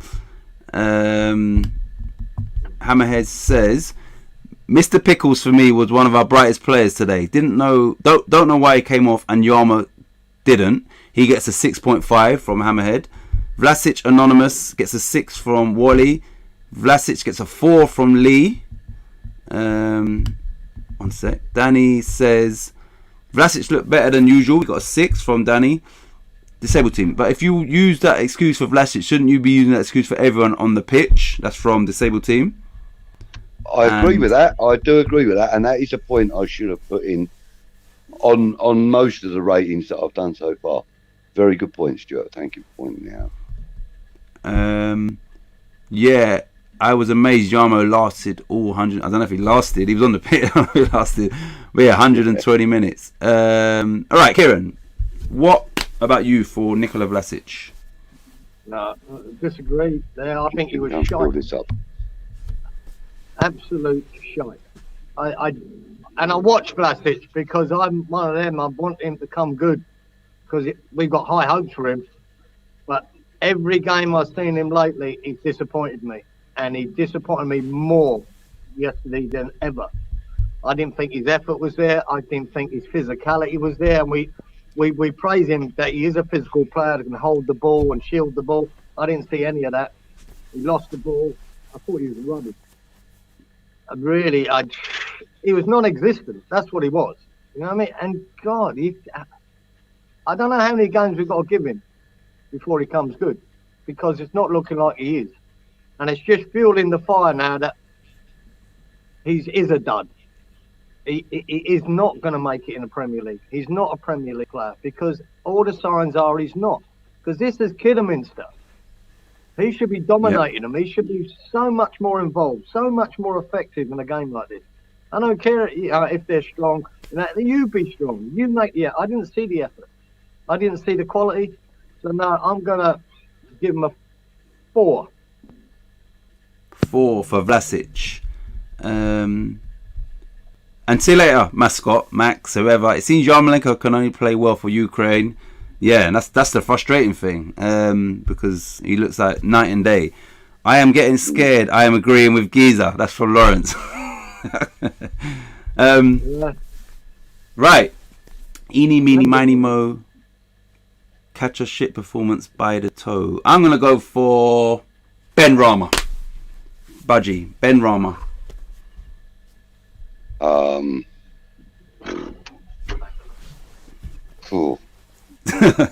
One of his worst ever appearances in Claret and Blue. I mean, even before he scored his first goal and he was only being used as a bit part player, coming on as the Southern hat, he didn't play as badly as he did today, in my opinion. I'm sorry. And I know this is not going to go down well with one of our biggest fans, but Ben Rama's only going to get 3. 3 out of 10. Before Kieran goes and before the chat goes, this guy tricked me. This season he started on fire. I wrote a song with him, Antonio Fornells. You haven't got him up on the screen, by the way. He tricked me.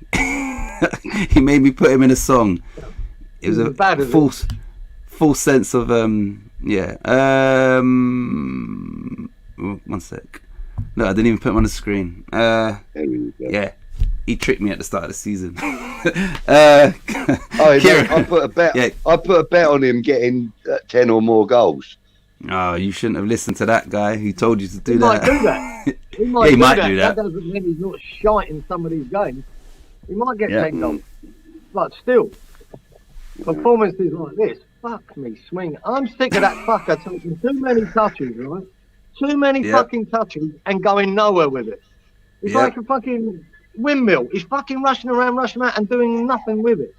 And every now and again he does a good little pass, and all these Ben Rama lovers, oh look, he's the best player on the park. Fucking hell, man. No, he ain't.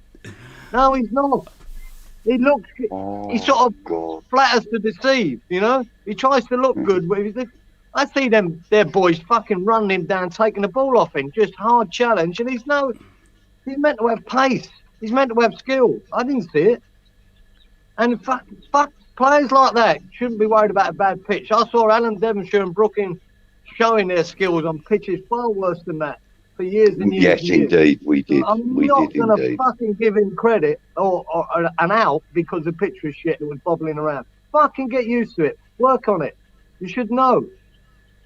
He was shite. Absolute shite. And actually, it was as shite as Vlasic for me.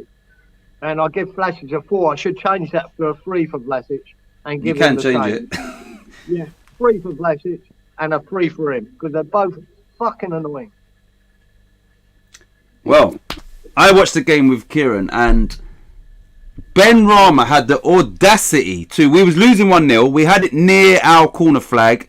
You know, not in a. We didn't have. He tried to do a pirouette and lost the ball. I'm thinking, why are you doing that? Like, what are you doing? Like, who are you trying to impress? Like, is this about you? And it didn't even come off anyway. And he done it for no reason in an area of the pitch that you've got no right to even trying to be doing it there. This is not Harlem Globetrotters. This is not a testimonial match. We're losing. Strictly. We're playing shit. And you want to do a pirouette and it don't even come off. Like, what are you doing? And I don't know if the camera panned. I don't think it did. But if I was David Moyes, he'd be getting it, like, both barrels. So I don't know what he thinks he was doing today. But it didn't work. So I'm going to give a rating for him. Because of the, you know, all the hype. And he has got natural ability. But he's just too inconsistent. You don't see it enough. I'm going to give him a 2.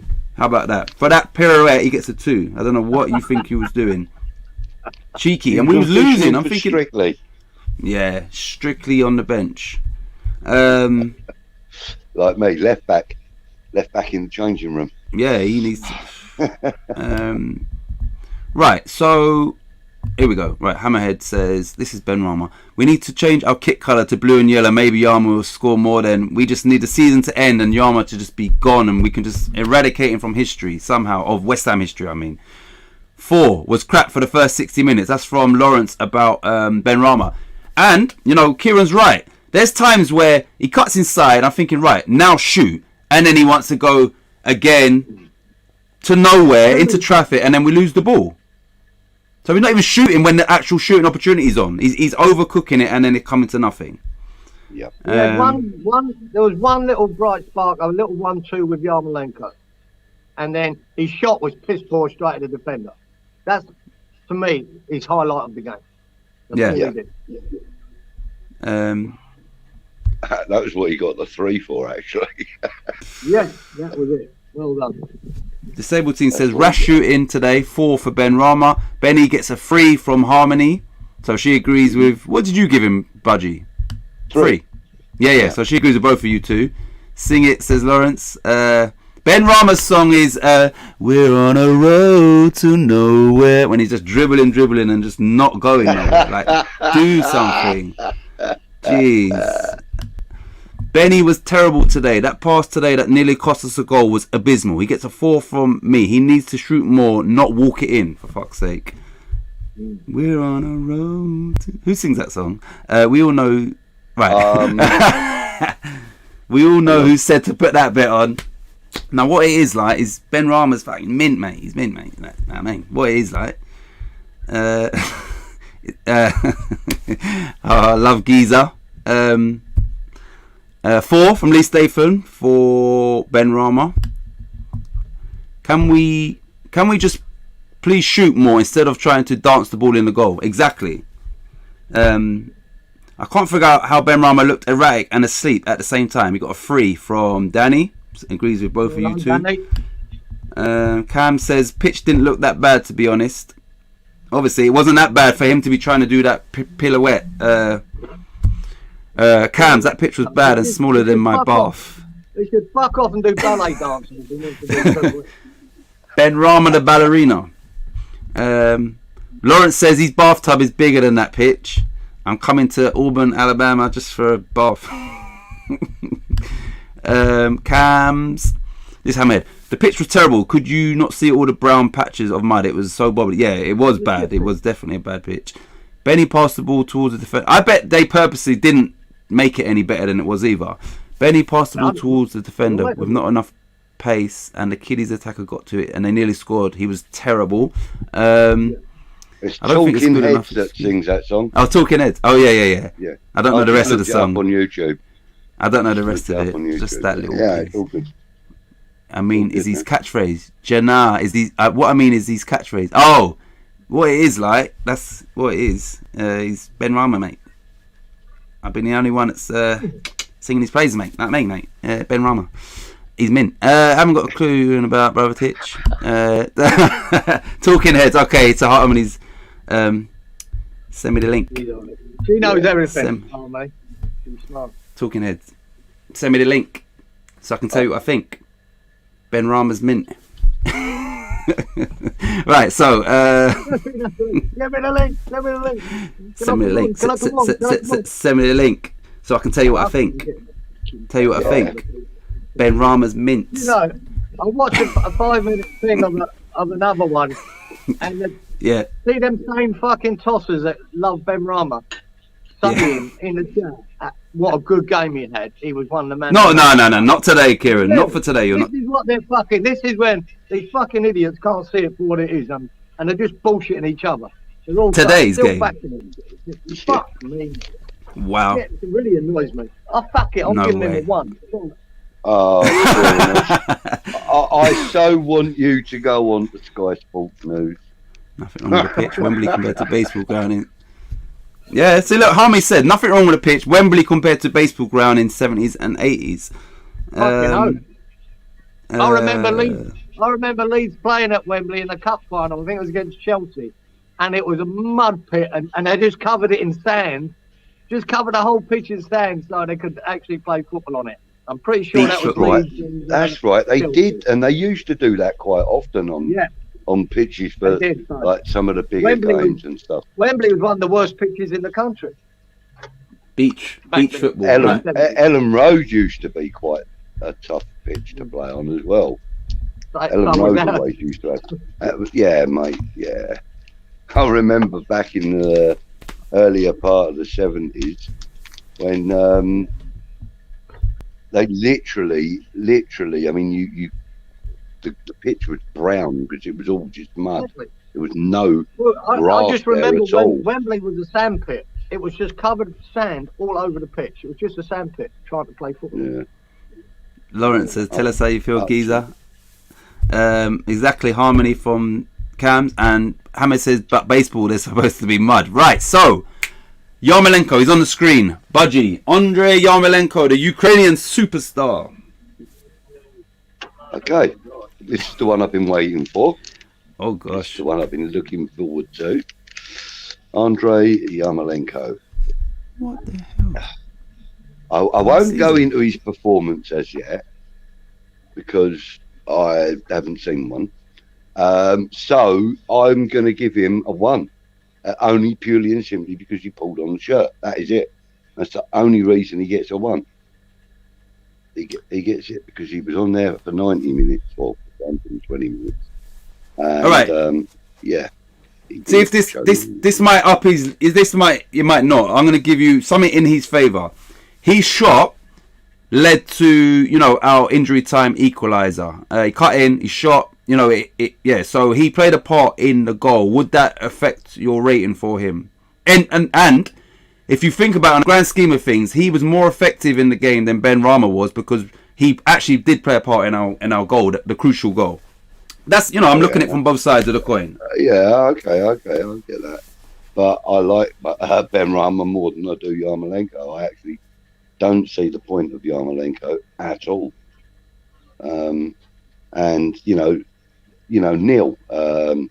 Neil T, he absolutely rants about him because he just he basically says the man's stealing a wage off of us, and I kind of agree with that. And I think at least Ben Rama's got a bit of team spirit. He's definitely a fan favourite, and I say a fan favourite, but he's definitely got the fans on his side 90% of the time anyway.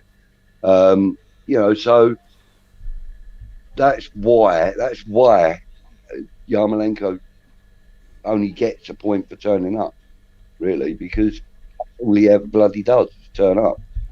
That's it. You know what you're going to get from him. The moment he pulls his shirt on, you know what you're going to get from him. Very little. So before we go to Kieran, I think Hamed's talking about, I'm sure, correct me if I'm wrong, on Mali's channel I watched the Elton John song, and the la la la la la la la la la. What's that song? Yeah, I think that's what you're talking about. Crocodile Rock. Is that what? Yeah, that's it. I don't know the rest of it either. I think that was right. So Yama gets a 3 from Lawrence. We do Kieran after we get here. 1 for that dive from Stuart, disabled team. Yama is his best defender. That dive was disgraceful from Wally. 2 for Yamalenko. 1 minute. Hammerhead says Yamalenko. I actually tried to defend it. I was like, no, he caught him. And then we saw the replay, and I had to go to the toilet because I felt so fucking embarrassed. No, but I was like, oh, hang on a minute, he actually was in a different fucking post zone. Do you know what the worst thing about that was? Is if you didn't dive, even you, slow donkey, would have got the ball in a goal scoring opportunity. I don't know why he done that. Like, if the ball hadn't got away from him, like, you would have got the ball. Yeah, it wasn't like... Yeah, it's almost like he's giving us ammunition to fire at him, isn't it? Do you know what I mean? Yeah, he's having a laugh. Like he's deliberately putting himself on the shooting range. He's like, he probably rings back Ukraine like, I don't know what to do. I do everything and nobody kills me yet. I'm still alive. Ha ha ha. Yeah, he's having a laugh. Like, cause I look at his face as well, and he just don't give a shit. Like, I'm thinking, oh my days, this guy like. Oh, there was a funny comment in one of the chats earlier. I think it was actually during the show that I put out this morning with Cam. Sent to my phone, from my mate. Yeah. All right. And the comment was, I've only been watching. Oh no, it was during the game. I think it might have been on Discord. But it's like, I've only been watching the game for 15 minutes, and I agree with Vladimir Putin. I'd want to go and invade the Ukraine now, or something like that. Yeah, because of Yamalenko. It was just quite funny at the time, He's doing all he can for a fan to come on the pitch and punch him in his face. He's got to have a motive to being that terrible and doing what he's doing. Like, yeah, he might have a bet on a fan coming on and knocking him out or something. One sec, Kieran. Yamalenko gets a 4 from Lee. Disabled Team says, okay, a 1 for Yama. One sec. Harmony says, and this is from a different perspective than a West Ham, which is a good thing. Yeah. Yama 1. The 1 is for the dive to try and get a penny. The only thing that he did of any quality. That's from Harmony. Hammer says, seriously though, he gave a 4? Or, oh no, he might be questioning someone giving him a 4. Or maybe he gave him a... One sec. Don't know why you dive like that in a game against a non-league side. Premier game, it's alright. Salah does it weekly. But against a team a lot further down than us, it's a bit... there was no need either. He would have got the ball. He would have got on the end of that ball. Yeah, he would have done. Cam says, today was the kind of game for Vlasic and Yama to step up and show us what they are capable of. Worst game I've seen Yama play. Good old Elton John. Yeah, so it was that la la la la la. La la la la la. Exactly. Embarrassing. He was resorting to that. When Rock was young. Me when and what? Susie had so much Me fun. and Susie had so much fun. Yeah. Is that part of that song? Oh, yeah. No. Holding hands and skipping And stones. skimming stones. Yeah, and I can't remember the next bit. All I know is, I know the way it goes. I don't know the lyrics. It's like that is like that. We never got. So I know the melody. Get me to the chorus. La la la la la. Who sings that bit though? Is that Elton John that sings the la la la la? Yeah. Or no? Yeah. He does that. Yeah. You sure? Yeah, mate. Yeah. He does, mate. He has got a high-pitched voice when he wants to. I didn't know that was. Yeah, thinking about it, I wouldn't think that was him doing that bit. He probably got his boyfriend to squeeze his nuts. Yeah, again. One sec, we've got to get to Kieran. Let's do painful to watch. This from Danny. 2 for Yama. Hamed says Yama, when he blasted the ball out for a throw, literally laughed at himself. Yeah, I saw him holding back. Like, exactly. That's what I'm trying to say. I'm looking at his facial expressions and he's having a laugh. It was Reese who said it to Budgie. Said what to you, Budgie? That he's only been watching the game for 15 minutes and already he wants to go and invade the Ukraine. Oh, yes, Budgie, loving the hat. Hammerhead's loving your hat. Thank you. Come back. Benny and the Jets. What's Benny and the Jets? Oh, that's another song. Benny and the Jets. Yeah, it's another Elton John song. Yeah, not one of the best, but I'd have to hear it because I don't. Yeah, Elton John's voice is so underrated. Very good album. Is that what his album was called? Yeah, Yellow Brick Road. Yellow Brick Road, one of his early ones. Really good album, actually. Yeah. All right, would you lot agree with this? Elton John's voice is so underrated. He's got one of the best voices out there, and it's getting better at as he ages. Yeah. I agree with I would say he's probably one of the not one of the better voices, because I could give you a whole list of better voices, but he is he's a classic. It's a classic voice, one we all know, one we can all rely on to come out with something that's either very poignant or very uplifting. He's a reliable artist, in my opinion. You know what you're going to get from him. Yeah, mate. Even though he's a Watford supporter, he's still an Iron. Come on. Right. I remember seeing he's a raving Iron, but he's still an Iron. Yeah, he's a raving Iron. But I remember seeing many times at Upton Park, in the chairman's box when he was the chairman of Watford. Yeah. Saw him many times, and I remember the abuse he used to get. There's a funny story actually Elton John tells. He's on Parkinson. Yeah. I think it was Parkinson, and he said, "How did you get on, at football grounds?" He said, "Oh, well, when I came out of the closet," he said, "I was there with my mum. I think it was Upton Park." And he said, all of a sudden the fans started singing, "Elton takes it up the arse, right?" And his mum was saying, "What? Elton, they're singing your name. What are they singing?" And this is Elton's story. He's got nothing, mum. They're just cheering my name. Shit. Yeah. It was quite funny about it. Yeah, Elton take. Yeah, it probably was West Ham, because that's the sort of thing we do, isn't it? Yeah. Right, we're getting that Christmas song with Ed Sheeran slapped. I must have heard it. I can't think, but Ed Sheeran's a great artist as well. And he's also done a remix of 3 of his old classic songs with that Dua Lipa. with Dua Lipa. That is probably, at this moment in time, it's probably my favourite song of this year. Yeah, it was good, that. Yeah, it's a really good tune. What's it called? Cold, Cold Heart, it's called. Yeah, you should look it up, Kieran. It's yeah, I've listened to it here a lot. They had it here a lot. On the I meant radio Titch, I yeah. quite like it. I know you love your hip hop and stuff, Titch. No, I'm not really hip hop. I'm more like R&B. Like I'm more like the singing type music. I do like some hip hop and rap, but I'm more of a mine's like R&B. But you know, I love certain tunes from different eras of music, and you know, there would be Bohemian Rhapsody, for instance. I love that song, but I'm not like a big Queen fan, but I love that particular song.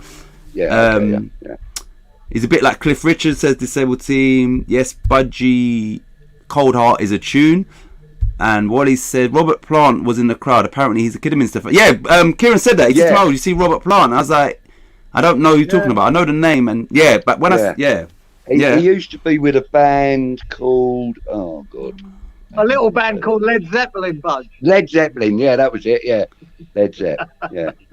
Yeah, biggest band in the world. Yeah, they were at one time, weren't they? Yeah. Yeah. Can I just say, sorry, this player rating show, this is the first time that we've sort of spoke about other stuff, you know, because the game was that bad. And it's good. It's interesting. I do like this, but this is the first time it's turned into something other than the match, because obviously, this is a lot more interesting. Saying that, look, you had Jeff Hurst in the crowd and Robert Plant. And Robert Plant is a Wolves supporter because he's from the Midlands. And apparently Wolves donated that pitch to Kidderminster, whatever it costs to do it. Oh, really? Yeah, I didn't spend enough on it, obviously. But cheapskate bastards. Alvin Martin was there as well today, but he's always at the games, isn't he? Yeah. Hammerhead's doing the Bohemian Rhapsody. He knows the words. Yeah, of course, everybody knows the words to that one, mate. And you know, I just want to big up Hammerhead. He made a comment earlier on the show that I did with Cam, and it did make me chuckle. And I've been chuckling about it ever since, because you mentioned, Kieran, that Elton John was on the Parkinson show, and Hammerhead said earlier on when I was talking to Cam, he's like, "Oh, this is like Parkinson." So it just sort of made me giggle, and I just wanted to say thank you for making me giggle today, Hammerhead. That was funny as buggery. Right, well, you lot, right? This is one little one though. If you like Bohemian Rhapsody, I think one of the best performances he's ever done of it was the Live Aid at Wembley. I've seen it. That 1980. If you've seen that's as good as it gets for me. All right, watch this, This is what I was just searching now. There's a guy called Mark Martel. This is for everybody, right? He does a Bohemian Rhapsody cover, but he's playing the keyboard and singing, and you know, like all the different melodies and all the notes. He does it all in, like, it's not what he does it in one take, but clearly it wasn't his first take. Mark Martel, you lot, this will be probably one of the best videos you lot have watched in regards to music related. It's like a 5.5 minute cover, and he's playing the keyboard, singing, but you know, he goes through all of the different parts of the song by himself, and he's playing at the same time. It's ridiculous. Like, you know, makes the hairs on your arm stand up. That performance, Mark Martel. I'm gonna put it in there because you know you have to big up certain. It's incredible. Yeah. I'm going to put it in. Right, so Kieran, before we get to more comments, I said to you before the game, this game here, the Kidderminster players should come off the pitch and say, you know what, we can see why Yamalenko is a top international goal scorer. And now, with that being said, that's what should have been. They should have been coming off the pitch saying that. What was your thoughts on... what was your thoughts? I'm going to put that in the comment. They should have been saying that, and we should have been saying, that's why Moyes has kept him around. But that's not what we're saying, is it? No. What we're saying is he's fucking useless. That's what we're saying, because even against Kidderminster, he looked unfit, unwilling, and poor, crap. Whatever fucking term you want to fucking use, he was it. He was absolutely dog shit. I would say he And, looked out of his depth against a much lower league team. Against Kidderminster. My God. Yeah. And I mean, this is what we got. that's fucking embarrassing for a Premiership club to have a player that we're saying looks out of his depth playing against a bloody, what is it, National League North team. I mean, there's 6 divisions below us. Is it 6 or 5? We can say that about a few teams, a few players on there. But him in particular, God, he looks was terrible. so frustrating and so annoying that I don't know how he stayed on, but that's probably out of necessity because all the others were so bad as well. He could, I mean, fuck me, 5 subs weren't enough, was it? We needed 6 to get him off. We needed 11. We needed 11 of the buggers. You know, we could have. I think we could have used 6. You know, because it went to extra time. I think we could have done. Well, you can do one more. I think. I think. I know that's in some competitions. Like. I think they've implemented it in quite a few of the competitions because of the COVID stuff, and a lot of those rules haven't been readdressed yet. So you may be right, Titch. His performance then culminated in that fucking dive. Now, you know, Titch, me, I don't like cheating diving bastards, right? Really bad. That's why I wouldn't have Salah in my one for each team. Like, brilliant striker. Probably the best. That's why I wouldn't have Grealish. I wouldn't have him on there because he's a fucking cheat. And I never want to see that. I'm hoping Noble, after that game, grabbed him by the fucking throat and said, "Oi, pick your fucking legs up and don't be right." Cheating a bloody non-league team, trying to cheat them out of the game. Disgusting. Really pissed me off. I completely and I'm not even agree. gonna, even though he was part of that goal, I'm not going to give him credit for that because he done his usual, pulled in his left, hit a shot that was never going in, took a deflection, Cresswell ends up at Cresswell, he knocks it across, and they score. I mean, I'm not even going to give him credit for that because of that dive. So no, it's finished at West Ham. You can see it's just nothing there. There's nothing there. Yeah.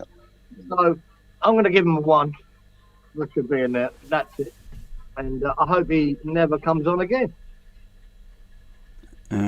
Right. Before we get to the comments, right? Iron Maiden. I know Iron Maiden, but I can't think of one song. Like, I'm not familiar. Name like one popular Iron Maiden song. I can't remember.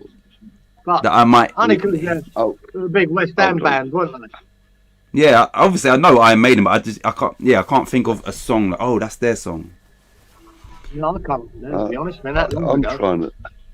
Yeah, it's not easy to remember. So I'm googling. Well, I'm not googling it. I know that song. I used to love "I'm Still Standing." Love that song. Yeah. I'm still standing. Yeah. Iron Maiden. Here we go. Iron Maiden did one called "Run to the Hills." Strategico. The name's not. Oh, hang on. Writing on the Wall. Ooh. Run the Hills. Kieran, read that comment from Danny Jackson. I've made beans on toast for Robert Plant at my pub. He was very drunk. Did you, Danny? Was that in Texas, Danny? Wow. I didn't know you had a pub, Danny, either. I didn't know you had a pub. Yeah. Yeah, I got to see Led Zeppelin in London. I went to see him there. They were brilliant. Absolutely brilliant. Led Zeppelin, yeah. Oh, right, here we go. So Iron Maiden, the one really that sort of sticks out in my mind, which is back here somewhere, is called Writing on the Wall. That's the one that sticks in my mind. That's the one I remember most from Iron Maiden. How does it go? How does it go? I must have heard it. Oh God, really? Hang on, I'm no good at singing. So what I'm going to do is I'm going to cheat. I'm going to let you hear like a few seconds of it. Hold on, once it plays on YouTube.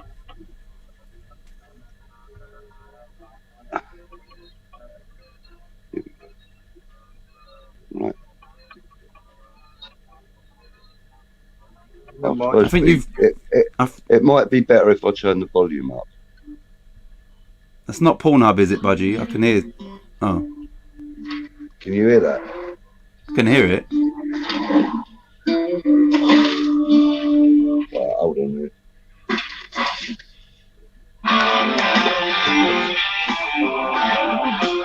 Very heavy.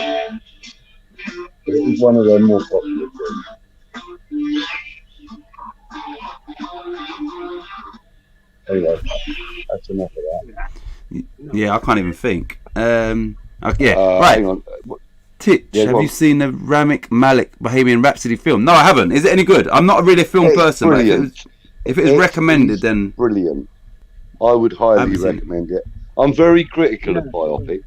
Very critical, because especially if it's a personality that I know well, and I know Queen and Freddie Mercury well, because I grew up throughout their early days. I was about 11 or 12 when Bohemian Rhapsody came out. And the biopic, the film Bohemian Rhapsody, I'm told is very accurate because it was made in conjunction with Brian May and what's the other name? The drummer. Anyway, so it was made with Queen. They actually had a hell of a lot in it, in involvement, and it was really, really well portrayed. The guy, Rami Malek, he is a exceptional actor. Played the part very, very, very well. Very believable. You could actually half believe that it was Freddie Mercury at times. You know what? I've seen clips because I remember thinking that this guy, or it might have been a documentary about and how well he portrayed Freddie Mercury. So, but I haven't seen the film. I don't think. Very good. Pretty sure he lived it for a while. And the Live Aid scene is brilliant. I mean, he said in an interview with it was either Jonathan Ross or the gay one on BBC. What's his name? Graham Norton. Yeah, I like Graham Norton. It was I love watching his show. I think it's hilarious. But he said on one of those two shows, Rami Malek said that he sat and watched the Bohemian Rhapsody, the Live Aid footage of Queen.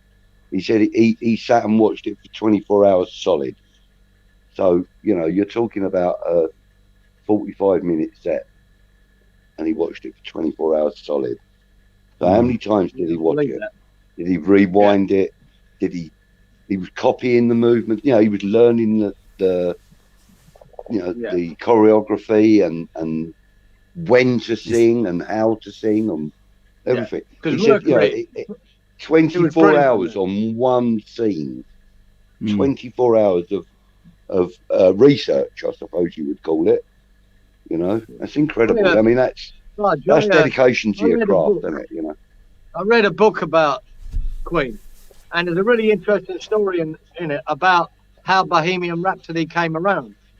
Because Freddie Mercury then was, in that gay community they had, they're all together. Kenny Everett was another big star back then, on radio and TV. But it was all in the best possible taste. It was all in the best possible taste. Yes, Tim. Well, he had the radio show at Capital Radio in London. The big morning. It was a massive radio show then. It was a big morning show, I think. Yeah. And because Freddie was on it was either Freddie Mercury or I think it was Brian May, told him, they're on the phone to me. He said, what have you been doing, mate? So we've done this song, but the record company won't let us release it because it's 6 minutes long. So, all songs then were 3 minutes. That's it. 3 minutes. Yeah, and they refused to edit it down. They won't do it. No, they refuse to edit it, and so the record company won't produce it. And Kenny Everett said, "Well, send it to me." He said, "Look, Kenny, I'll send it to you. Have a listen." He said, "But don't fucking play it, otherwise our record company's going to go mental." And what did Kenny Everett do? He listened to it once and then played it. And then played it again. Kenny Everett listened to the first. And I reckon the phone lines to the first radio just fucking blew up. Everyone going, "What is that? That is brilliant. That is brilliant. That is brilliant." If it weren't for Kenny Everett, That song doesn't get made. So Kenny Everett done the wrong thing, but he also done the right thing. Yeah. And there was so much response to it. The record company gave in and let them produce it and do it. And then it's the story I heard that Kenny Everett only listened to the first 40 seconds of it, and then went, I'm playing it. Put it on his radio show. And then he said, I'm playing it. Talking of I think he played it at the beginning of the show. Didn't say who it was. Then he played it in the middle of his show, and then at the end. Said, have a listen to this. What do you think of this band? What are you waiting on that then? What Julian book Dix, that is? Terminator. Yeah, mate. Right, I'm going to get through the comments. Yeah, I'm going to get through the comments because we still got 2 more players and 5 subs to get through. But it has been, for me, it definitely has been a good show, and I'm hoping you lot are like, oh, what's going on here? This is not the football rating show or whatever. But yeah, it has. Right, so Danny said that the Led Zeppelin guy used to live, or he's pretty sure he lived in Texas for a little while. Adam Lambert, I know exactly who he is. He's from Pop Idol. Correct. USA. So yeah, he's the lead singer of Queen. Of Queen. Yeah. So I know him. Hammerhead. Judge on the American X Factor and all that now. This hasn't been a great show. It's been a legendary show. I appreciate that. Thank you. Like I said, it's gone off of the subject matter, which is mind you, that's because you've invited me and Kieran on here together. It always turns to chaos. Right, Kieran, give Yum a piece of my mind. I'm with ya. I want to ask a question when we get here about Bohemian Rhapsody. One sec. Grealish, the most dishonest player everywhere. Oh, Grealish, yeah, the most dishonest. Hard rock. Yeah, I hate him. Run for the hills, run for your life. I'm going to ask, and Kieran might have the answer to this, and maybe someone in the chat will have. Let me just get through the Hallowed by the name. Hallowed by the name. Hallowed by be thy name. Oh, be thy name. Sorry, I said by the name. Yeah, I hate cheats. Danny, yeah, it was Austin. I didn't own it. I just ran the kitchen. So he thinks that what's his name? Peter Plant. What's his name? Robert Plant. He thinks he lived there for a little while. Kieran, Robert Plant. Robert. Yeah. I do love That's you, a good thing to have. Thanks, Cam. Right, Harmony says, I was a punk, sang in bands in the 80s, worked as a lighting engineer for loads of famous bands, Sham, Cure, Susie and the Banshees, The Jam, Madness, Specials, Jules Holland, etc. Wow. You've got nearly all. Harmony, I was a punk rocker too. I've been to 4 of those artists that you live. And all them bands there, absolutely brilliant. Everyone. Wow. Susie and the Banshees is one of my favourites. Sham 69. They were great, weren't they? Weren't they great? Yeah, Madness. Yeah. Good skills, Harmony. Love it. See, that's the good thing about this show here is we just found that out at least. Question. Let me ask a quick question then. Harmony, were you singing with either the Jam? Hang on. She was a lighting engineer. No, she says she sang as well. Yeah, in the 80s. Bands in the 80s. Were you in Crawley with any of them bands? Because I went to see a few of them. Susie and the Banshees I went to see. Saw them in Croydon though. The Jam I've seen twice in Crawley. Madness she was in Harmony and the Leeds Massive. George Holland's the only one on that list that I haven't seen. Oh no, The Cure. I didn't go and see them either. Wow. That's big. That's big, Harmony. Seriously. Harmony, that's massive, girl. Big yourself up. Yeah, love it. Brilliant. Love it. Good girl. Brilliant. She's a fellow love punk. that. I love it. Yeah. Oh, you Good can girl. shut up, bleeding. Go to punk rockers. You and your punk rockers. Harmony, that is awesome. That is my type of music. That's from Lawrence. Right, we're gonna try and we'll try and get to the bottom. I want to ask Kieran a question, or someone in the chat might have the answer. Love the Harmony. Kieran was a punk too. Yeah, see what he knows. Got to go back to work, lads. We'll be listening to my headphones. Thanks, Cam. Sorry, we're probably behind. I don't know when you put that. Preston gets my man of the match. Thought he was bigger clubs will be watching him after today. We have still got 7 players to get through. Fuck it. Take care, Cams. Grab me charger. Yeah, Cams, I need a double quarter pounder. Cheers. Yeah, bring the food, Cams, for everybody. I'm still friends with Paul Cook and Glenn Matlock, as well as Marilyn and my boy and Mr. Boy George. Wow. Paul Cook, and I know Boy George. Who is Paul Cook? Glenn Matlock. Glenn Matlock was the guitarist with the Sex Pistols, I believe. I've heard of them. Yeah. With the Pistols. And Paul Cook, I believe he was either a bass player. I know Paul Cook. I can't place the band. Yeah, I think he was the bass player.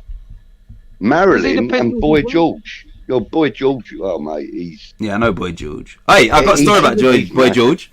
This is a true story. Right, go on. Yeah, go on. Very quick story. So, yeah, I don't know why, my primary school, you know, for one of the school trips, we went to Stringfellows. And the brother that's just older than me, well, yeah, the one before me, we was upstairs and Boy George was downstairs, and he threw a jam. You know, they gave us a platter of jam donuts. So he threw a jam donut, and it splattered on Boy George's head. So yeah, that's yeah. That's great. That's great. And I've been to Stringfellows. I've got a short story about Boy George. Well, related to Boy George. I used to be a DJ back in the day, and me and my mate, we were doing this evening for a local sort of celebrity type personage, Alan Minter, a boxer. You know him? I know Alan Minter. Yeah. But I know. Yeah, I know who he is. Yeah. Well, anyway, we were doing this party for him, and he said, like, everybody that comes has to be in fancy dress, which included us. Well, Boy George was quite a big star around about that time. So I came up with this stupid idea of going to this fancy dress as Boy George. Well, unfortunately, on the morning of the party, my mum was taken into hospital. So I'm in full Boy George mode now. I've got this tunic and trousers and shoes and like everything. I've got this bloody wig on my head to make me look like I've got dreadlocks and all this that and the other, and I've got this hat on and everything. And the girl that I was with at the time did my makeup, right, and made me look like Boy George. So I've gone into the hospital to go and see my mum with my two mates and my girlfriend at the time. And as I'm walking towards the ward that my mum's on, two nurses come running over with booklets and pens asking me for my autograph. Did you sign it? Yeah, I just signed it, Clive Dreelerman. and they looked at it and they went, excuse me. I said, yeah. They said, are you not Boy George? I went, no. I'm going to a fancy dress party. And they're like... And then he walked away like this. He's like, do you really want to hurt me? Yeah. Do you really want to... Come on, chameleon. The funny thing was, at the party, though, Alan Minter wanted me to fucking stand up on this table and like do a tribute thing to Boy George while it was playing, and I was you done it, Budgie. I refused. No, mate, I was a poser, but I weren't that bad. Right, Kieran. Harmony says, did you ever get to Retford Porterhouse or the Lead Mill in Sheffield? No, I never left London to see any punk bands, Harmony. It was all in maybe the Roundhouse and the Bridge House and local place in London. You've got to remember then, if you had a Cockney accent and went up north, you got your head kicked in. So I stuck to London. That's about right and all.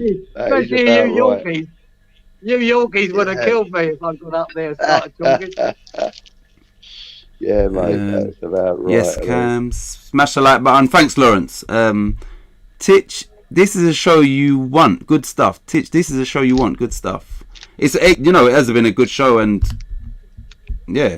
Let's do the next player. Come on, let's do the next let's get through the comments and then do the next player. We can fly through the next players. We've still got 7. Grealish, right. So we'll just get through them. Not going to lie, I have a lot of respect for Grealish and his family. They've been through a lot. It's sad. If you ever find out, you'll be less hateful. See, everyone's always got a story.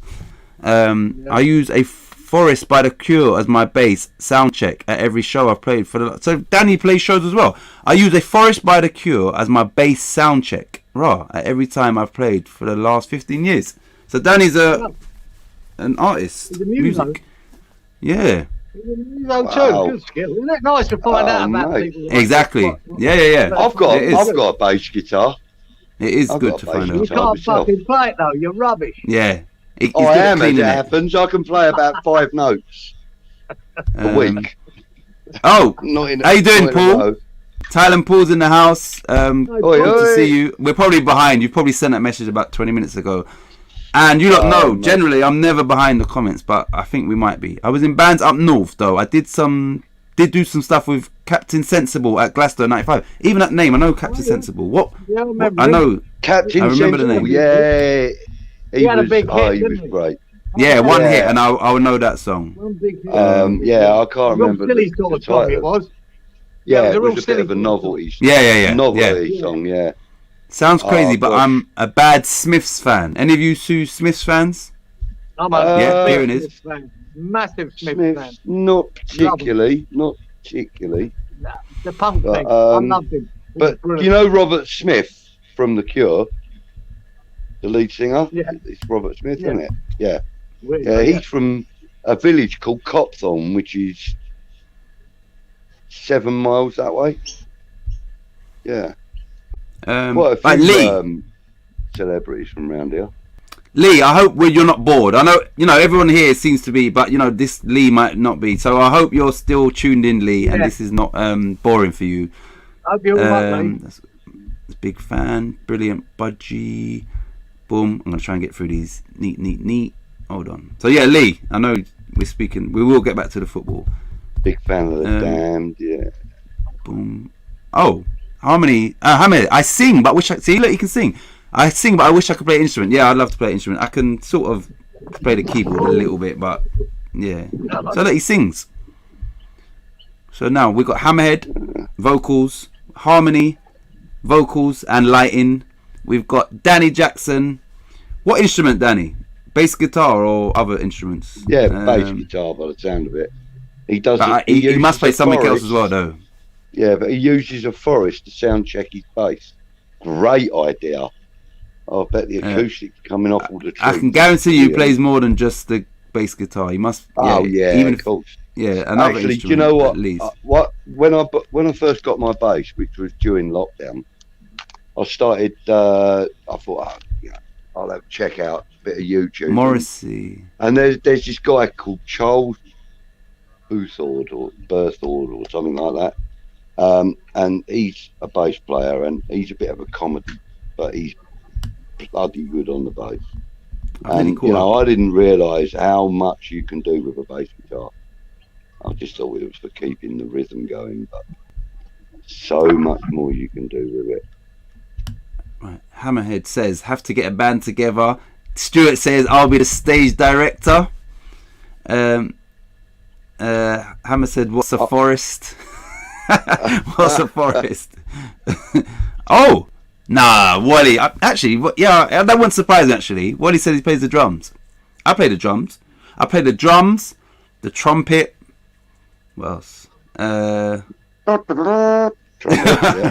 Kieran, give us your trumpet, Kieran. Yeah. That sounded more like a fart in the lift. Not very good, mate. The only instrument I've got is a baron. A what? What's it called? No, I've never heard of that. What is that? No, you ever seen any traditional Irish music with the round drum that they hold and they flick it with a... Yeah. Oh, yeah. I've got one of them. That's it. A Forest is a song by The Cure. He says, oh, hold on a minute. Hold on. So that means, sorry.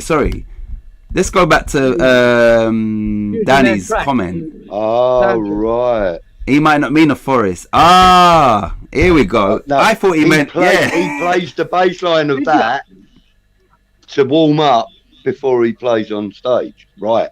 Got ya. I thought he used an actual forest.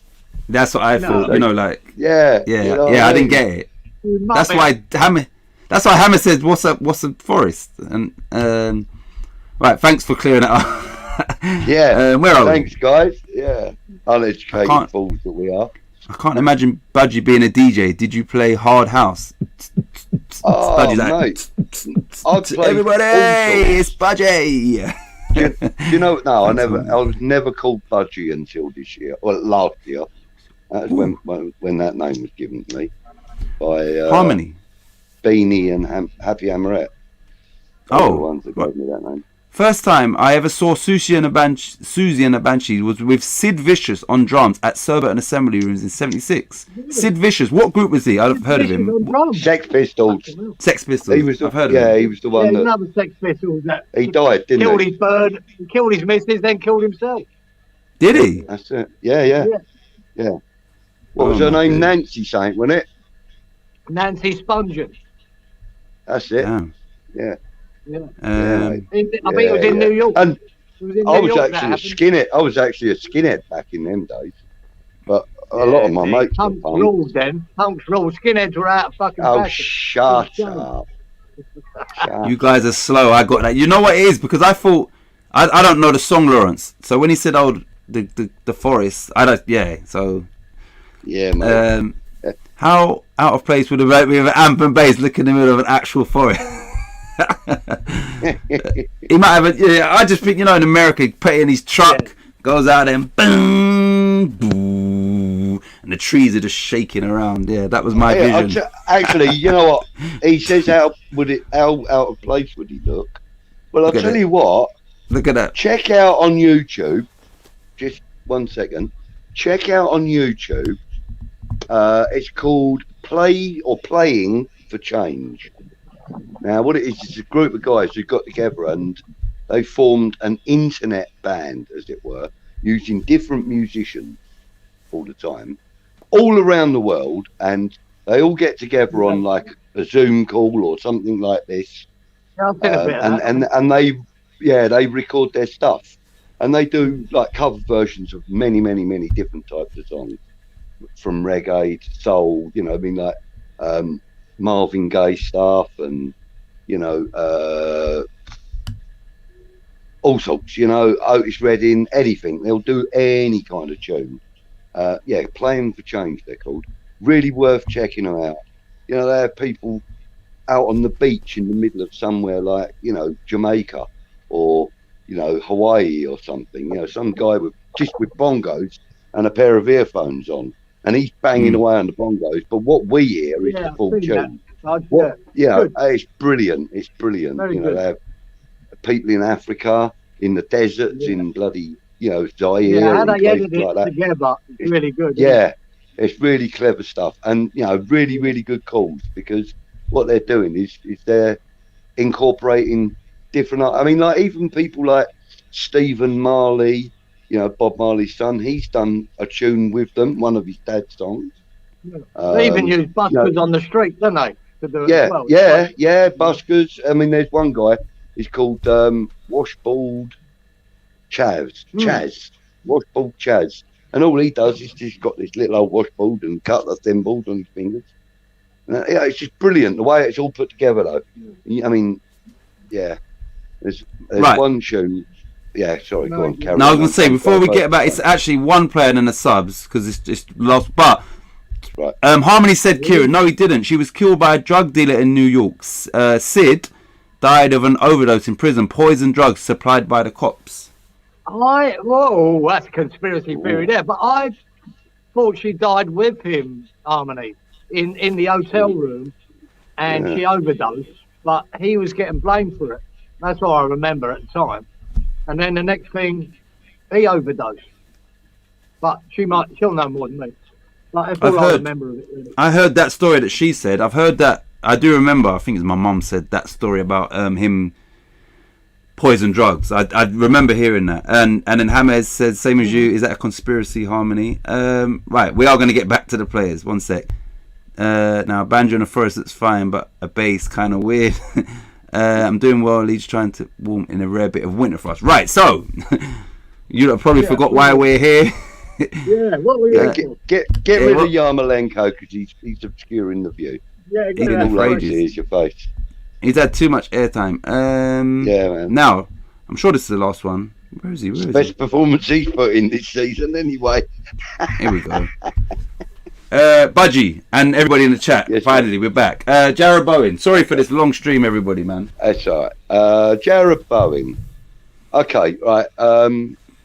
First of all, before I go into today's match, I want to say, for me, Jared Bowen is a very, very strong contender for Hammer of the Year at the moment.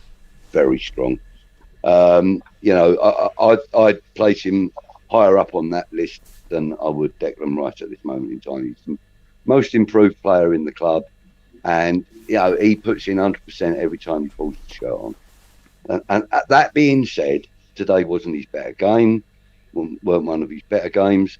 I felt that, again, he was played out of position.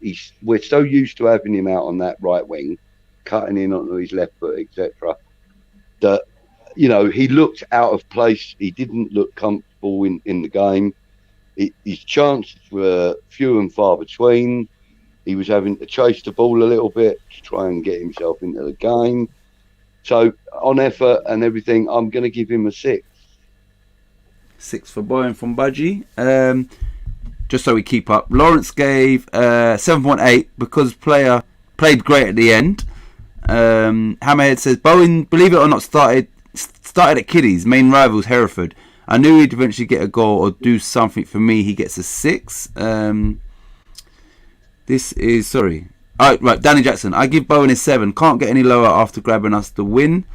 Harmony said, no, it's the truth. Those of us that knew what really happened. Don't believe everything the media try and make you believe, and I don't. I'm totally. Yeah, same here. Harmony, fair play. Yeah. I believe you. I'd rather trust Harmony's word. She was actually a part of that scene, so I would rather trust her word than that of a journalist. I don't trust the media for anything, even the weather. So 7 out of 10 for Bowen. 7 out of 10 from Stuart and the disabled team for Bowen. Bowen gets a 5 from Lee Statham. Harmony gave Bowen a 5. Wally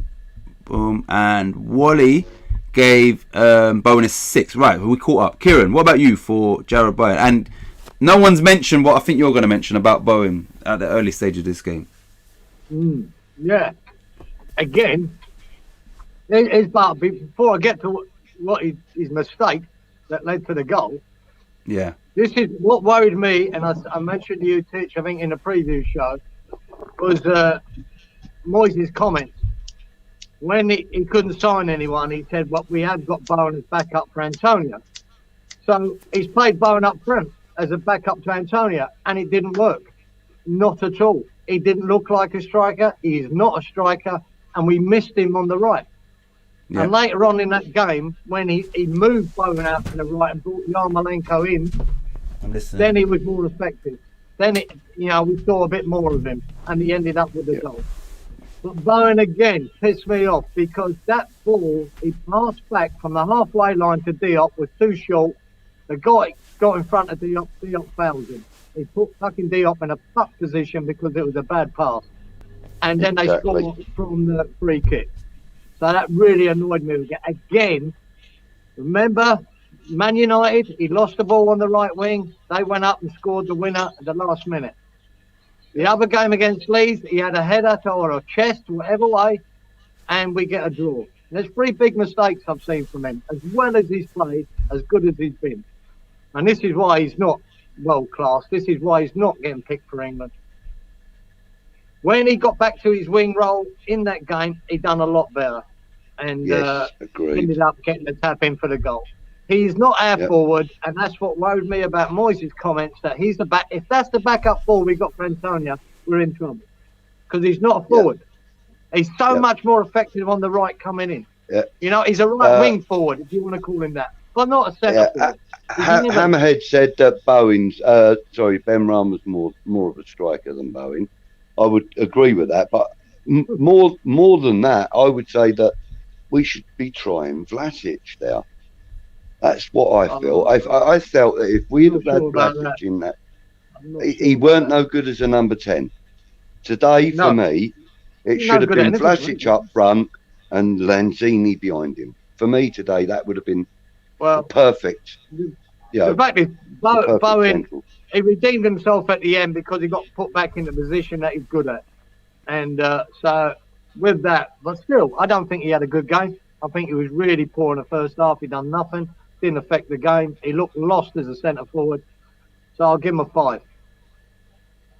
Right. So Danny asks Kieran, your overall summary of Bowen today, is that more of a criticism of Moyes' tactics than Bowen's ability to play as a striker? Yeah, it is. Yeah, it is, because Moyes is hanging 100%. His hat on Bowen being our backup striker instead of bringing a striker in, or not play Yamalenko and bring a young lad in. Now that's a big risk to me. We don't think them young lads are ready. He should have brought a striker in. He didn't, and now his options, which I know he's always had that option. He's always thought Bowen could do it. I don't think he can. This is against Kidderminster, and he couldn't get a kick as a centre forward. Couldn't get a kick. What's he going to do against Liverpool?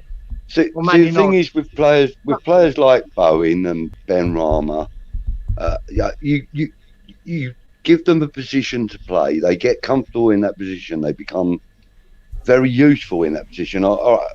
Bowen more so than Ben Rama at the moment, but I think Bowen has really grown as our right side attacking midfielder, if that's what you want to call him. So I believe that, because today he was played a little bit out, well, I'd say a little bit, he was played out of position today. He was a little out of place. He was definitely out of his depth in the middle. He plays so much better out on the right once he went out there. He was out there when he got his goal. That's where he gets all these goals. That's where he gets all his assists from. I think David Moyes, if David Moyes is going to be true to himself and to the club, he needs to look at today's performance and say, right, I was wrong to put Bowen in the middle. Let me try this next man. Yeah, but but not only are you wrong to put him in, Budge, because I don't think he is a striker, right? He's a right forward. You're robbing Peter to pay Paul. If you move him out of that right side, we lose him. He put Yamalenko in there. Fuck me, man. You take Bowen out of there and put Yamalenko there. What is the fucking point of that? You're not bettering the team by playing him as a forward and using Yarmolenko. It would have been better with Fredericks there. It would have been better. It probably would have been better leaving Bowen out there and putting Yarmolenko in the middle, as was suggested earlier. Which he did at the end. He switched it to that, and it was better. And then that's when Bowen gets his goal. Yeah, exactly. So he proved it himself, Moyes. That what he tried didn't work, and he switched it. And we ended up scoring a winner. Hammerhead's previous comment about having a large and a smaller striker as a pairing up front worked well. Yes, it does. The likes of Andy Carroll and Colton Cole and back in history, and that they've all shown that worked. But that's not David Moyes' way. He doesn't play two up front. He likes to play the formation that we are playing. I've called for a two-man attack before, and I believe it was you actually, Kieran, that said to me, look, we would all love to see it, but David Moyes is never going to let us see it. Basically, it's not a tactic that he will play. The only time he'll do that is if we are really, really struggling to get a goal. And he has no other choice. He might throw another forward on, but that's it. 4-2-3-1. That's him, and he don't want to change from that. Right. Let me answer Lawrence, and he makes a good point. But I think what I should say should then give you a better insight. Lawrence says bullshit. Bowen has had several goals when in the middle, while Antonio passes from the left wing. The thing is, that's the tactic. So he's coming in. Their tactics in training will be, look, when Antonio goes wide, you come in, at the last minute, or you don't wait there. If he's starting position as a striker, that confuses Bowen because he's not a striker. Yeah. You put him on the right, he knows. Listen, when the ball's out wide, I get in. Yeah. So you're arriving late. Because I've explained this to Lawrence so many times that Antonio pulls wide for that reason, so he wraps around him and comes inside him, and it works. When you stick Bowen on his own in the middle of the park, he ain't got that. He's not running from running around the striker. He's there and he's come through. On the other side of that, when Antonio pulls out to the right, Bowen comes out there with him as support to Antonio, whatever, and then the left winger, whether that be Ben Rama or Fornells or whatever, they will then come into the centre, which is why we've seen a few goals from Fornells in recent months. He gets he does exactly the same. If Antonio pulls at the left, you'll see Fornells wrap around inside him, trying to get the ball back to attack. On the right, you'll see Bowen doing that. And we've done it and scored goals from it. And this is where Bowen gets his goals. That is a tactic that does work. It's not him. No. Can I? Right. I'm gonna give not just Lawrence, but an example. I don't know if you can compare the two, but my son that plays football, he's autistic. He plays football, so he is just an out-and-out striker. I put a video up the other day. He's literally just a little tank, right? So the other day, that the team that I managed, it was called off. So I went there and I ended up reffing his game. So they only had 7 players, and the manager said to him, "Look, play on the right." So they've done it in like 12, 13-minute quarters. So for the first quarter, he looked lost, and I said to the manager, I said, and I think they went 1-0. Anyway, I said to the manager at the quarter, I said, "You need to put him up front." He goes, "Yeah, but so and so is not." I said, "No, you need to put him up front because he's a striker." Anyway, put him up front, and then they ended up winning 4-2. He scored a hat-trick. So he didn't score out on the right. He just didn't. In his mind, he don't know how to play that role. But as a striker, that's more. He hasn't really been coached. He doesn't come training with me because it's too much for him, and he'll be very destructive. So on a game, he plays, and so he's got natural striking ability. But as soon as you say to him, "Oh, you're playing on the right," and that confuses him. You understand? He can't. So he's naturally plays there. And there's a lot of people that Jermaine Defoe and that they've got a natural predatory instinct. Someone like Bowen doesn't have that, but he is more effective coming in off the right and then getting his goal. So it's different players they're suited to different positions. So if you put them in there, you're starting up front. A lot of the time, you will see the Bowen that we saw today because it's not his natural position. Probably a poor comparison, but no, not at all, not at all, because it's an actual physical experience that you can draw on. You know what I mean? So it's a very valid point, very valid. Doesn't matter whether it's your son or Cristiano Ronaldo you're talking about. It's still the same point. The point is that when players are played out of position, like I said about Ben Johnson earlier on, although we're all saying, yes, he can play as a left back, clearly today's performance showed that he isn't that good at it. Do you know who else I think would be the perfect example from what I've just said? If you put Lionel Messi as a number 9, he's not going to be the same player as the player that starts on the right and then cuts in. Do you understand? Look at his goal record. But and wide. He comes from wide. Leave him up there on his own up front, he'd be lost. He wouldn't be the same player. He wouldn't be the same. So, yes. So, what did you give Bowen? What did you give Bowen? Sorry. What did I give him? I gave him a 5, I think. Oh, 5. That's right. Yeah, I'll give him a 6, didn't I? Yeah. Are you my son, Hammerhead? Understand but disagree. That's fair enough. Right, so I'd like to know what you would rate Bowen as today. I would probably give him. I'd probably have to give him a 5 because he was clearly at fault for the goal, and Diop could have done better with what was presented to him. He didn't do anything in the game, but he scored a winning goal, and he did manage to stay on side and score. You could easily get excited and whatever. So I'd have to probably give him a 5 because of all things considered. 1 sec, Wally World. Right, so we're gonna get to the subs. I could be for my birthday, Christmas money. That's funny. Did you right? So basically, what Hamid's saying, certain things is resonating with Wally. So Wally said, "Are you my son?" Then Hamid said, "I could be. If so, where's my birthday and Christmas money for 25 years?" Funny. Bring back cannibalism. It will help with overpopulation. Right. Danny says, "It's a matter of consistency. A great player can do a few good things out of position, but asking them to do it for 40-90 is unreasonable." Which is, yep. Lawrence says, "With no signings, who will back up Antonio?" And this is what I'm saying. This is all, we all knew this. That was Moyes' argument that we'd use Bowen, and I don't think it worked. Yeah, well, I think he's going to have to look at the under-23s. Sorry, but I think he will. And I don't think it'll be Sonny Perkins that gets the nod. It'll be Occo Flex, if either. I mean, what does he have to do to get a game? You know, we said this earlier on. Score a lot more goals. What does it? Well, he's scoring enough in the under-23s, Kieran. Yeah, but the trouble is with them YouTube highlights, you really need to watch the full game, because that's what them coaches do. They see him over a full game. He might score one, we might get two, and they might think he ain't ready.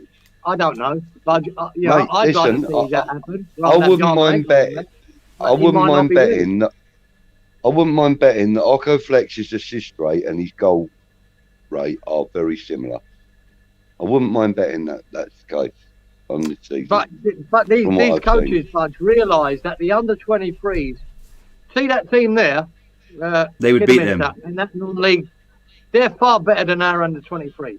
They'd go to our under-23 and beat them. They're far better teams in non-league football than our under-23. And this is what them coaches do. Is he ready? Is he good enough? He's doing all right in the under-23. But it's miles away from the Premier League under-23. Miles away. How do you explain the West Ham under-23s being at the top of PL2 then? Because it's not a great league. It's not that good. Harmony eats men on occasion. Yeah, it's my youth buddy too. He showed that it would be Occo Flex over Perkins today. The under-23s were playing today at the same time, and Perkins started for them. Right, so 3 subs were made at half time.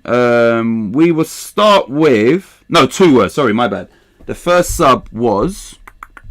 Let me bring him on here. 1 minute. The first sub on was Craig Dawson for Issa Diop. Budgie and everybody in the chat, and then obviously Kieran. Okay. Well, probably the most sensible substitution he's made this season. Like somebody suggested in the chat earlier, perfect game for Craig Dawson. Absolutely perfect for him. I felt that once he came on, we were a little bit steadier at the back. I wasn't quite as nervous, that's for sure. And I think that kind of feeling that I got that we were actually better at the back, and I'm fairly sure it was probably shared by many other West Ham fans and other people watching the game that were neutrals and whatever. But I also felt that the team felt it as well. So he was quite a good feel-good factor coming on. I think the whole team appreciated the fact that it was him behind them. So on the strength of that, it's going to get a real strong 6, right? 6 for Dawson. Right, Kieran, what about you actually? When we go to this after. Yeah, I think, like I said, I thought Dawson should have started, but you never know. Diop could have worked, but he didn't. He was so bad, he just had to be hooked. Like I said, and it should have been. I think Dawson, this was a perfect game for Dawson. Something he's well used to. He brought up with it, not a problem.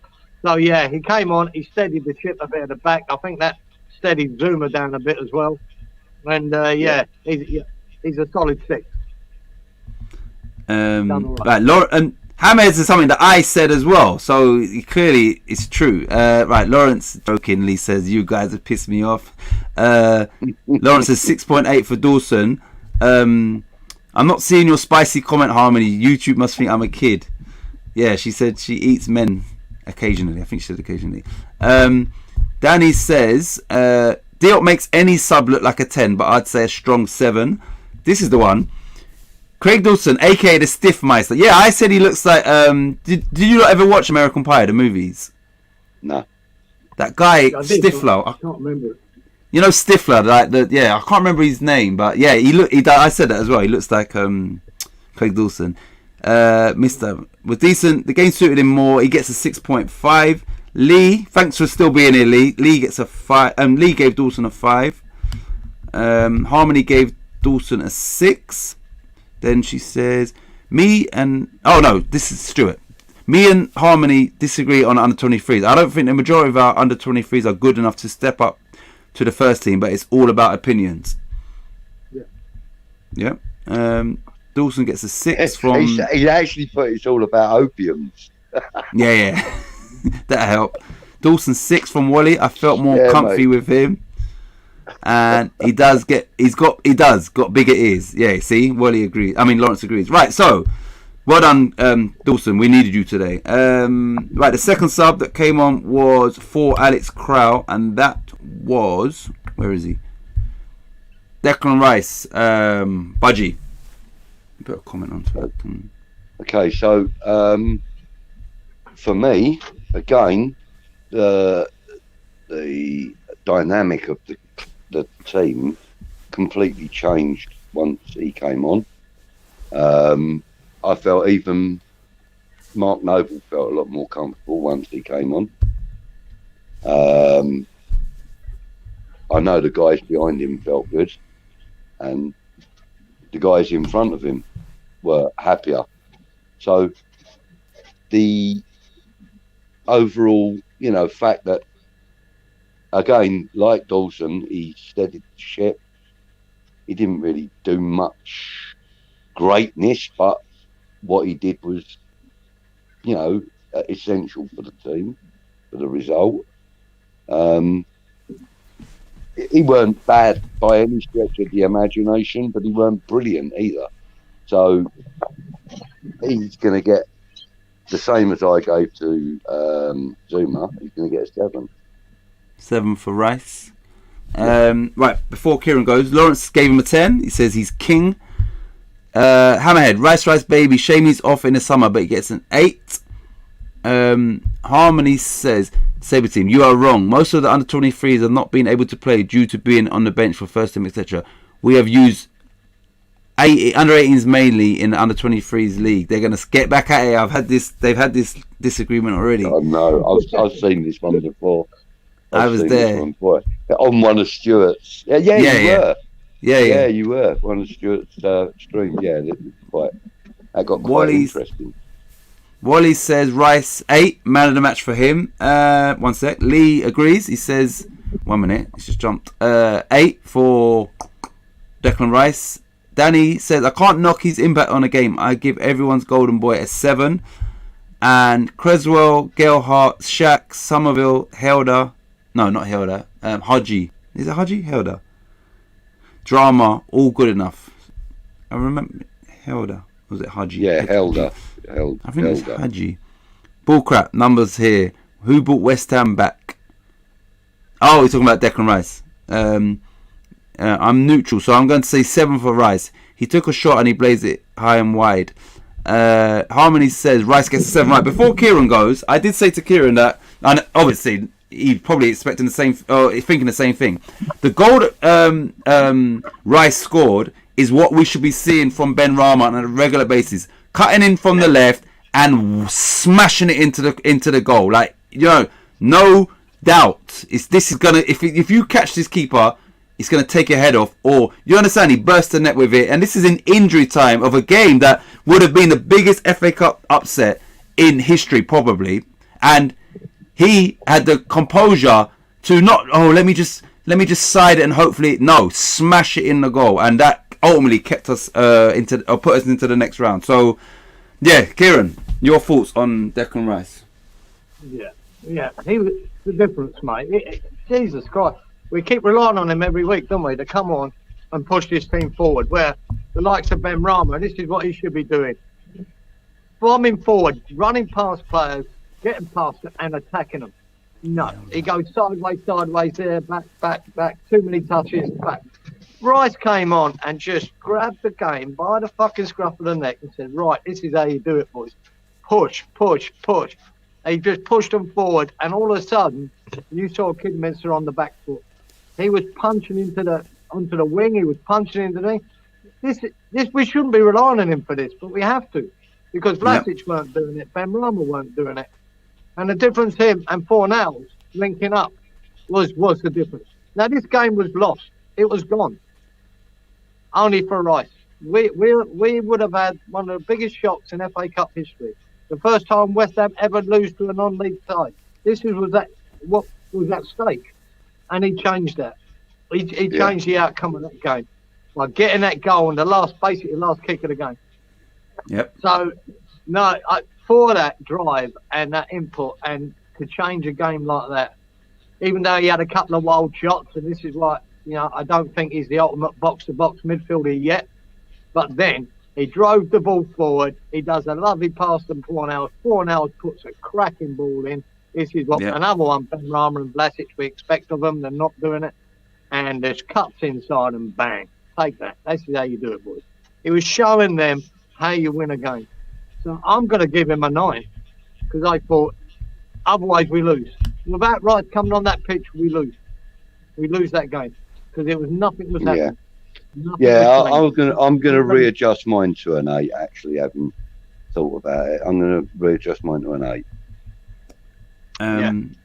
Like Yelda, that's it. That's how you pronounce it. Right, I'm going to give Rice a rating. Let me get through here. Lawrence and I agree with this. We would have lost without Rice. And me and Kieran spoke at half time, and we both agreed he needs to come on. He has to come on. I am always wrong, so my wife tells me. That's yes, I agree with that, Titch. And sorry, Hamed, I forgot now what I'd said. 1 minute, because I will. Wally can't stand him. What's the ban? He smashed it. So, okay, yeah. Yes, that's what he's talking about. The Declan Rice, legit screamer. I said to Kieran, I had a feeling he was going to score. Like I was thinking about. I had a feeling, and I specifically said Declan Rice. Minutes, yeah, love that Billy Mitchell guy. Yeah, great call. I don't know if I was just trying to be optimistic, just so it happens. But I could see Rice was just making stuff happen by himself, basically. Yeah. Russell Brown and some style, at least. He thinks actually, a funny thing happened in the pub earlier, because when Declan smashed that ball in, I got up to go to the loo, because I don't generally go when the game is actually on, but I had no choice. So I got up to go to the loo, and as I got up, the ball came to him, and the little movements, and smashed the ball in. And I started jumping up and cheering, and I was properly happy. And my mate Mark, who's a Brighton supporter, turned around and said to me, he goes, "You must have known that was going to happen." I said, "Yeah, of course I did." I said, "Anyway, I'm going to the loo now." While they were showing the replay and all that, I got off to the loo. But yeah, it was just ironic that I happened to get up just as it was coming up. So it just looked like I knew it was going to happen. Did you meet anyone in the loo today? Actually, I did. The pub landlord. See? The pub landlord. Yeah, see, I met him in the loo today. Yeah. Not for the first time, eh? Right. He keeps catching me in there. Stuart, my quick answer to this question is Rice a West Ham player come the start of the season? Now, for the benefit or for the sake of West Ham, he shouldn't be, because his contract is, you can't lose something like that for free. And realistically, for us to get the most money now that this window's gone, it has to be in the summer. So we need to sell him and hopefully reinvest. Otherwise, you're going to end up losing him for peanuts. So the situation is what it is. He's not going to sign a new contract, so he's going to have to be sold in the summer. That's my response. Unless the contract is improved in his favour. I don't think it's about the money. I think he's been offered budget. He's been offered 2 contracts. He turned both of them down. So. Yeah, I think it's about ambition for him. Like you said, Titch, his prime real estate of him now is this summer. If you want to make money and build, exactly, this is the best time to sell him. You'll get the most money for him. After that, it will start diminishing. So, especially if he won't sign a new contract. So Exactly. yeah. So probably what would be a reasonable fee then, in your opinion, guys? I don't know when his contract runs out. That would determine what I believe is. Yeah, I don't know when his contract runs out. Once I know that, then I could put. He's got 2 more years. No, 20 2 more years. 24. 24. If it's 24, then that's a year and a half. 24. No, I think Yeah. he's got 2, and plus there's Yeah. one of them. We can extend it for a fucking year on the end of that if we want. Okay. You know, All right. then your money's dropping. So we've got a minimum. but I We've got a told you the minimum other of day, 2 bud, years on the I contract. reckon we'll get about 90 million for him. If we done him in the summer, there's every chance we could get the 100. But I Yeah. reckon 90 million is about what he'll go for. But I reckon if we do it at the prime time, maybe 100. What I would do if I was West Ham, we're in a great position because clubs want him, not just. I would make sure that whatever money we get, a player that walks into our team also is part of that deal. Like that would be my thing. Like, what yeah, I said to Cam. That's what I said to Cam on the show that we streamed this morning. I said to him, if it. Oh no, sorry, no, that was Jared Bowen I was talking about actually, because we spoke about Bowen as well. But I honestly do believe that if we were to sell Declan Rice, or when we sell, I think what we need is either a team with a ready-made replacement as part of the deal, or we have a ready-made replacement already lined up, and in which case I think we need to be looking at about 130 million for him. That's what I think we need to be looking for. Be nice. Because to replace him, we've got to spend 50 minimum. Well, we can't replace him. That's the problem. Even 50 won't replace him. Not as good as him. You won't get it. And I hate to say this, and I know I'm going to get stick from Harmony and Stuart and Lee, but I think Calvin Phillips would be a very decent replacement. Well, you're talking 70 million now. That's what I'm saying. We would need to spend at least 50 to replace Declan. Yeah.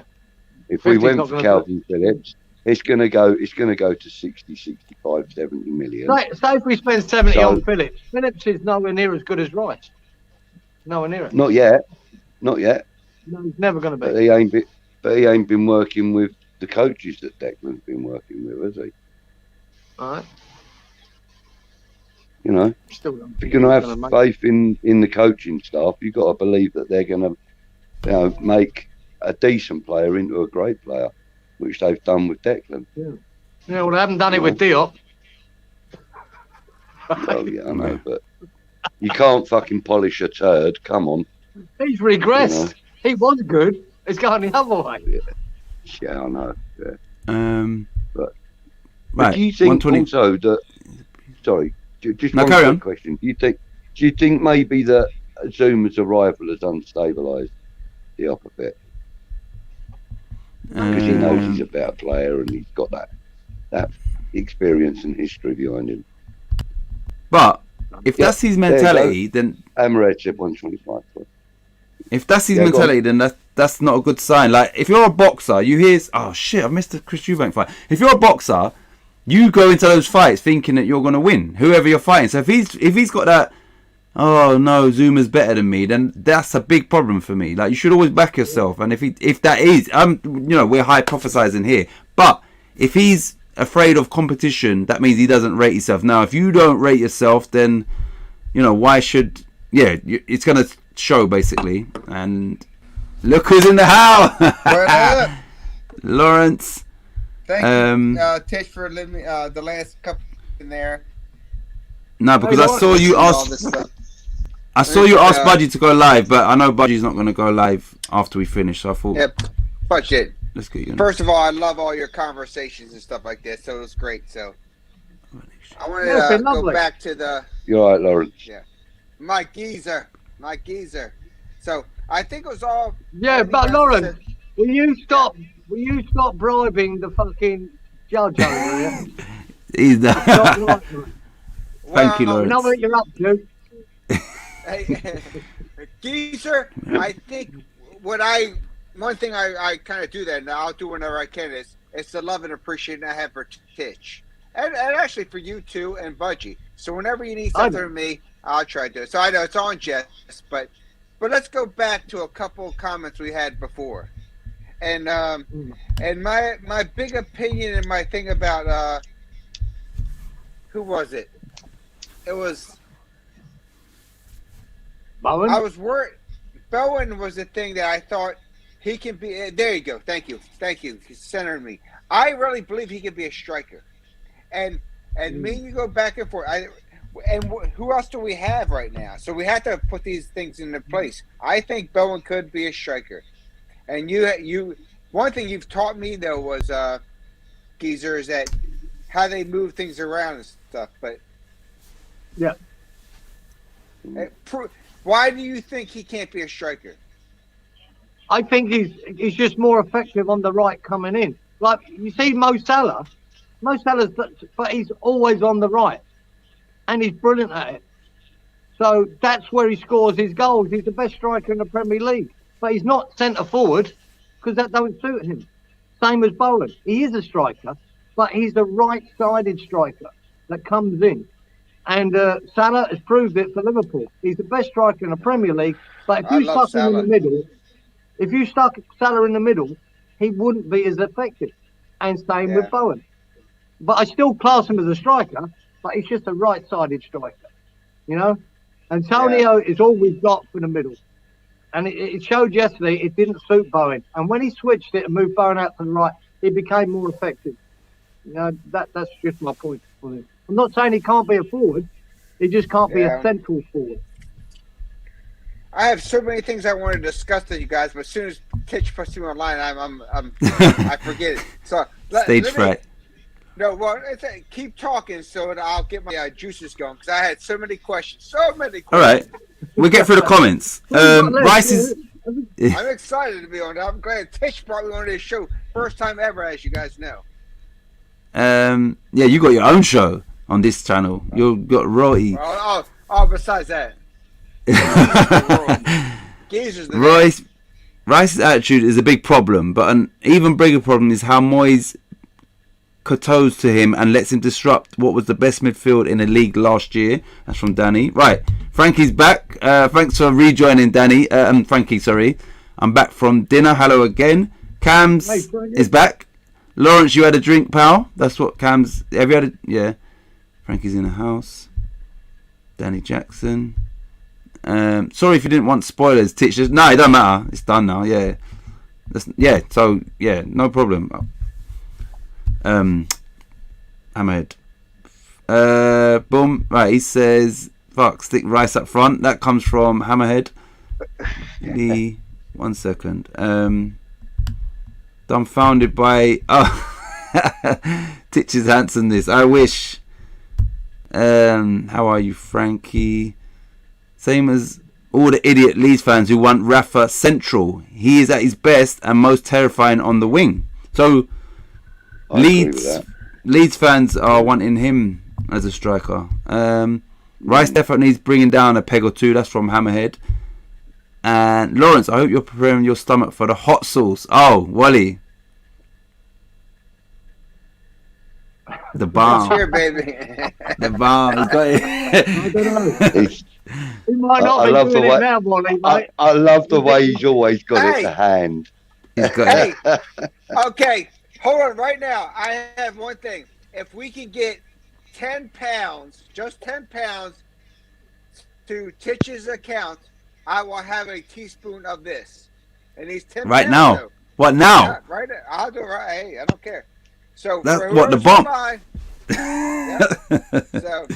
So you, right. Titch just had to show £10 to donate it, and I'll give it a bump. Oh, watch this, yeah. Myself. That's hot, Budgie. That's like ridiculously hot. Look, I went through Lawrence. I said I would donate. I said to watch that. Yeah. Well, look, so today I went through Wally's questions, and then some of them was too easy. I'm going to give you one of the questions that they put on there, which I'm clearly not just going to go for the next 10, because One of the questions on here. Nah. Look. Alright, Kieran, if I read this question, you'll be like, no chance. 1 sec. Who's the president of the United States right now? I think I've got that one. 1 second. 11. 1 moment. Oh no, maybe I got this wrong. I'm sure you did. No, yes. Watch this. Question 16. What is the capital of the USA? I can't give that to Wally. You understand? That one can never go on there. You cannot give that to Wally. No, so he won't get that. There's no. Yeah, I'm not gonna do that. That's a joke. So yeah, so I couldn't just go to the next 10 because that popped up. I was like, no way. Yeah. Good, Lee. How you doing? This is from Frankie. Rice is allowed to do as he likes, and it's not always beneficial for the team. Hammerhead. Glug, glug, glug. I'm okay. How many players we got left? 3 players. No. Yes. Well, sometimes them questions are not always the obvious answer. If I ask you what is the capital of Australia, I'll bet. Yeah, I know it. Canberra. I know. Trust me. You could have let them man a go. Oh, sorry. Yeah. Ask me another one. Said Sydney. Most people exactly. say Sydney. They would do. Yeah. And what's the capital? So yeah, of Iceland? Reykjavik. Then. Yeah. Why? Yeah. How much is $10,000? Oh God. Oh. I would have worked it out. I reckon about £12. $50. $12.30. $50 will it you? $50 and you're in. $10. Your questions will remain the same. Oh, sorry, Wally asked that. Sorry, I thought Lawrence was asking that. I thought that was yeah, sorry. I ran about $12.30. Hey, read this. Hamed's right. That stuff is dangerous and nearly killed the man. The bomb sauce is ridiculously hot. If he does a teaspoon of that, it's hot. It's not no like hot sauce that you put on your food. Look, Peach knows the answer. Washington DC. £7 approximately. What's the capital of Australia, Kieran? You're not allowed to answer. Oh, he's already asked that as well. Sorry. Capital of USA is obviously Brooklyn. Philadelphia is the capital. Canberra. Frankie. Peach. Here we go. What did he say? The capital city is determined by where the House of Parliaments are. Yeah, correct. No, man, that's what it has a parliament on Australia in Canberra. And you know, Washington DC was named after George Washington? No, District of Cumbria. District of Cumbria was Christopher Columbus. That's what it was named after, but they shortened it down to District of Cumbria rather than Columbus. Columbia. Sorry, boys, Even though Rice has just cemented his worth, got to be 150 by now, not for sale. Big up, Crosshammer. 150. Right, so I was meant to give my opinion on Declan Rice. 1 minute, let's get through these comments. How are you? Nasty. Nashi would drink that. Right, Nashi would. Yeah. Well, go on. Peach. Cumbria is near Scotland in the UK. And here we go. I'm brand newly. How are you, my friend? Oh, Kieran's gone. Right. So, my thoughts on Declan Rice is that, a centre midfielder, defensive midfielder, whatever you want to call him, he came on and single-handedly turned that game around. If he didn't come on the pitch, we're out. He scored a goal, like I said, in stoppage time of, the magnitude of that defeat would have been like crazy because of the window and all of that. So for him to have the composure, nerves of steel and smash it in there, today was clearly his day, and for that I've got to give him a 10 out of 10. I have to give him a 10 out of 10 for today. For that performance. I don't give 10 out of 10, but for what he done, if it wasn't for him, we're out. We're out of the FA Cup. And that's the reality of it. Totally Titch, well, go on. I'm good, Peach. All good. This has been a long. This 3 hours, so this wasn't planned. This was probably should have been about an hour. We would have thought, but yeah, it's been a good show.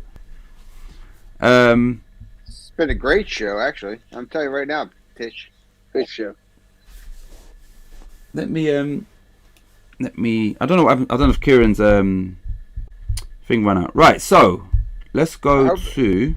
I was hoping that was Budgie's thumb, not something else. Sorry, yeah, it was my thumb. I was typing. Right, let's go to the next player, which was the next sub came on. Okay, we had 2 more come on, so we will go to the first one, which was. Suchek. We'll go. Suchek. Where is he? Here we go. Budgie, Lawrence, and then everybody in the chat. Budgie, what would be your summary and ratings for Thomas Suchek after he came on? He weren't bad, was he? Let's be honest. I'd give him a 6 because he didn't really get a lot of the game. So yeah, give him a 6. 6 out of 10. What about you, Lawrence, for Suchek? I'm going to give him a 7.5. I thought he helped control the game. When Rice and Suchek came back into the game, we controlled the game. Then we had to just kind of bounce back because we were losing. So I always want to give him an 8. But because the thing was, before we had that garbage crowd. We had Diop back there. We had all this shit. And then we had, so I'm telling you right now, I'm going to give him at least a 7.5. 7.5 for Crow. At least. No, not Crow. I give him a minus. For Suchek, sorry. All right, Kieran, just in time. Right. For Suchek. Welcome back to the jungle. Yeah, he came on, steadied the ship. He done all right. Nothing too special. But it made it, once you got Crow and Noble off, you saw the difference. So, I'll give him a 7. And you guys realize, right, when Suchek and Rice, they're probably the best combination, I want to say in the world, Premier League ever. Once they come in, they change the game. So, I think we made, like you said, 7's fair. I say a little bit above that. But putting them 2 together with the Rice, they change the game. They do. Yeah. Against Kidderminster. Well, true, Geezer. But in any time. They do. Premier League, we do the same thing. They're good players, mate, and they're our best players in them positions. We just thought that Crow, an international player, should be able to handle it, and he couldn't. Oh, for sure. Oh, that's for sure, Geezer. I agree with that. I totally agree with that. I ain't gonna lie. Right, Harmony gave Suchek a 7. Lee gave Suchek a 7. First at London Stadium. 7 from Danny Jackson for Suchek, and I feel that last year those 2 were the best midfield partnership in the Premier League, Rice and Suchek, last season as a partnership. 7 from Stewart and the disabled team. Okay, that's a question. Hammerhead gave Suchek a 7. 2 points to Peach. 1 sec.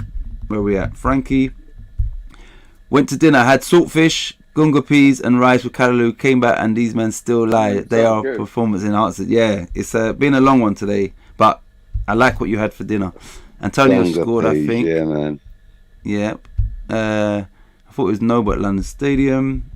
1 second. Boom. Boom. It was Antonio. Hold on. We've got alright, so sorry, there's loads of comments still. Not loads. Suchek is better at getting forward, but Rice is better at breaking up play. Good point.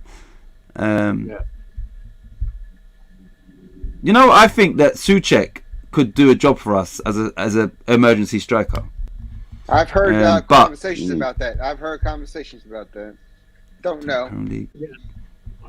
But we can't. There's no one to partner Rice in there because obviously Alex Crow is not the man, and no one. Yeah. So first. Yeah. Yeah. Pizza del Bono. Right, here we go. So the next player that came on at the same time was 1 second. Creswell.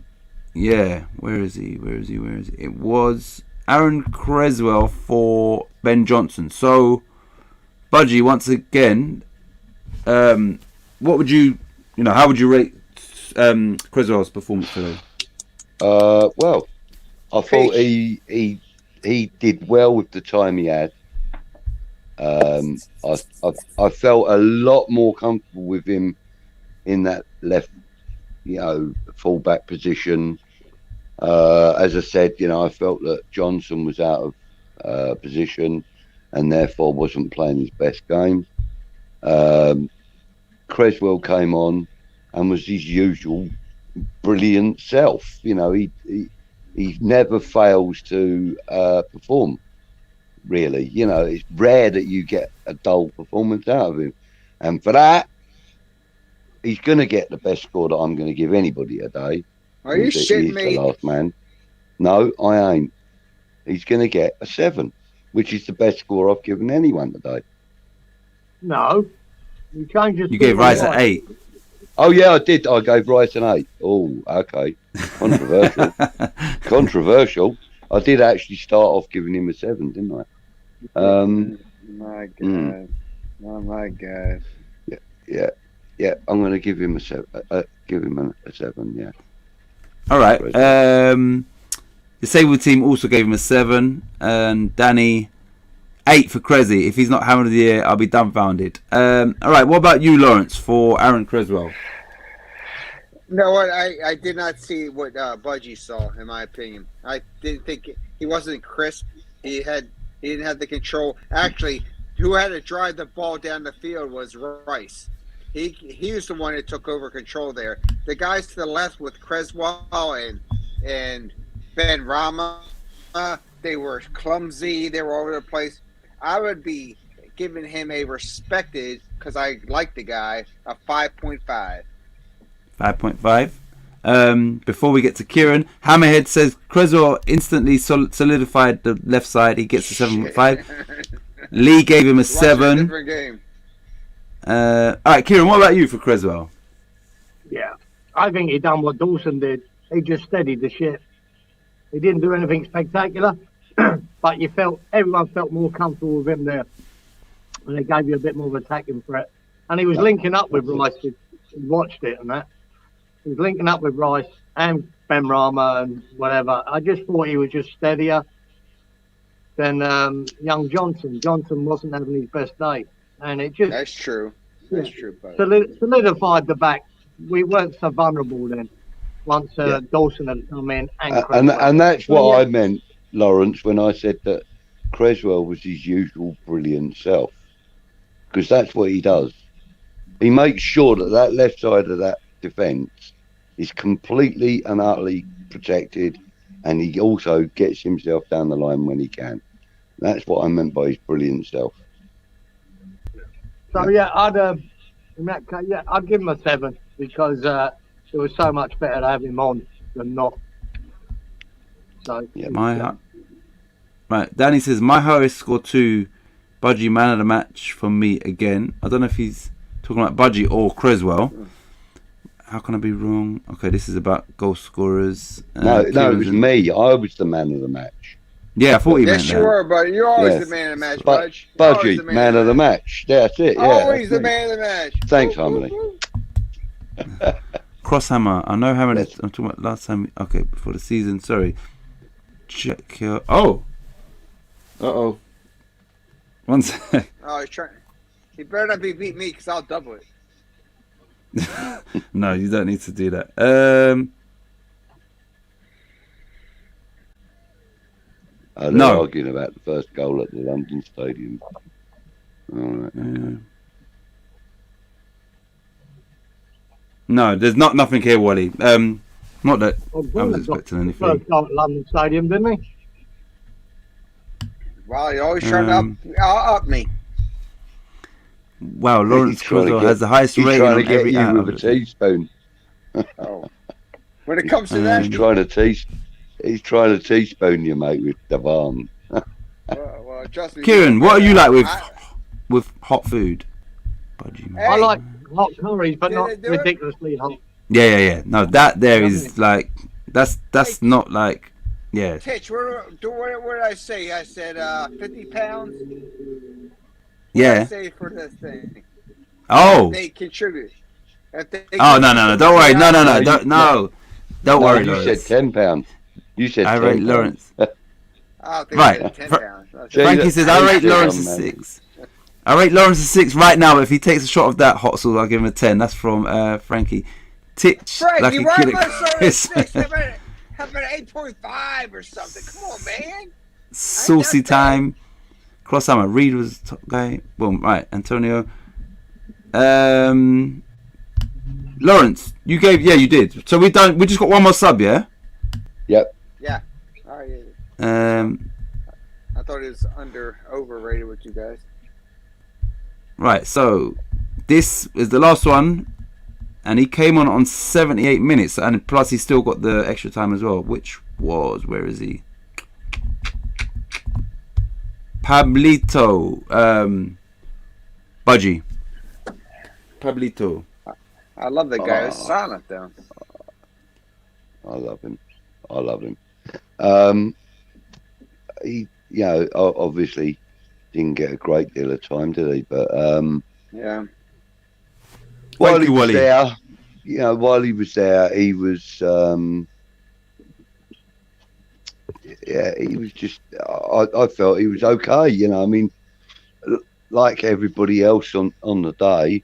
Didn't have a great game, didn't have a bad game either because he didn't really get a chance to mess up or anything. And, so really and truly, Fornals can just have a 6, really. In all, fairness, for me, it's a 6. Okay. Lawrence, what about you for Fornals? No, with Budgie, I agree with that. I mean, he just didn't have enough time. And I actually agree with this score. I say 6, maybe 6.5.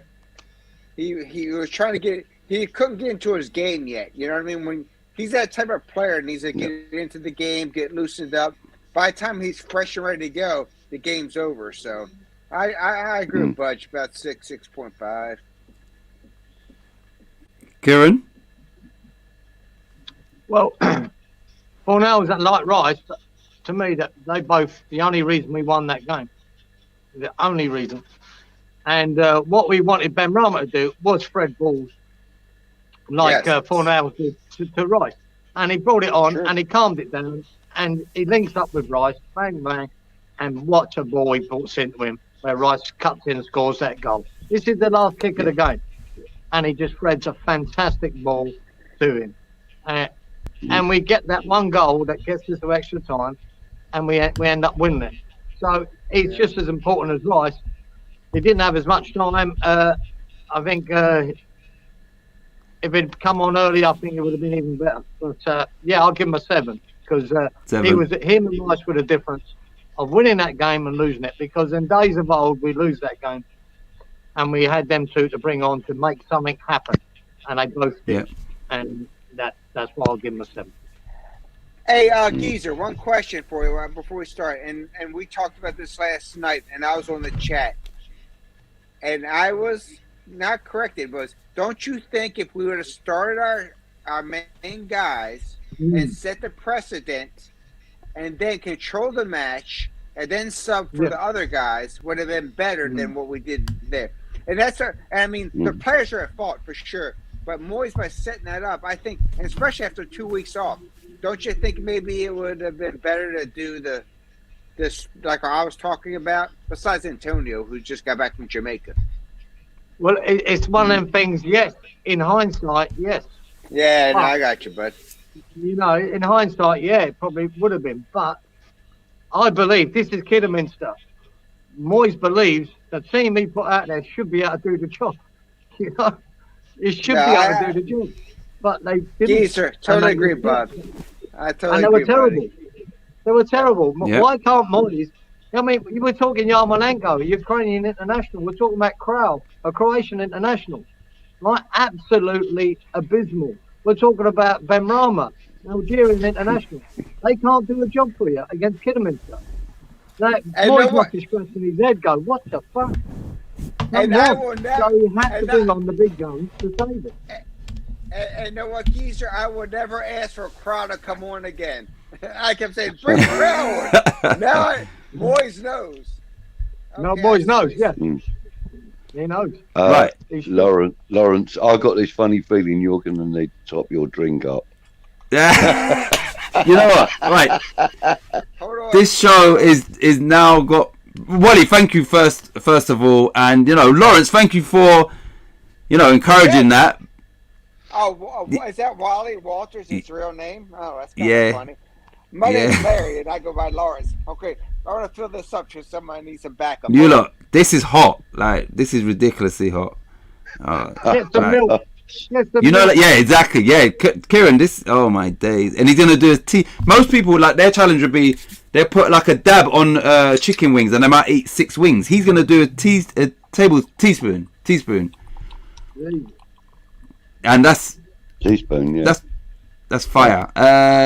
Are you going to have to put Wally. him on solo as well? Yeah. Solo layout. You got to put him on solo. Okay, let me.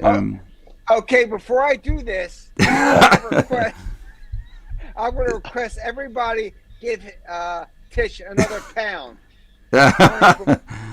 Remove. How do we do it? Oh, do we do it like this? Oh, How do I? so Okay. Yeah, that's it. Yeah. Can you hear me that's still, it. you lot? Solo. Can they hear me on the chat Yeah, still? of course. Okay, good. I've never done Yeah. that. This Lawrence. shit get ugly. You are brave. Don't feel that. Is that that's a what? Whoa. Is that a breakfast spoon or a teaspoon? I'm gonna. It's a spoon, so I'm not gonna fill it all the way up. Yeah, don't fill that up. Right, everybody in the chat that don't know, this is real fire. In your this ain't no little joke thing. This stuff is Fire in the hole. Fire in the hole. That is. Let's see. Oh Lord, Lawrence, man. Careful.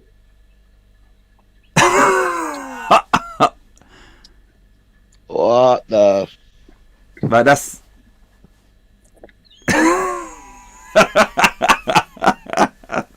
Oh man, Lawrence, you are braver than me, brother. 60 seconds. He's gonna be. It was a doddle. Doddle. Nah, he's regretting it now. He's already regretting it. Oh gosh, I see a video clip coming up. Listen, anybody, you go. Ice baby. Oh.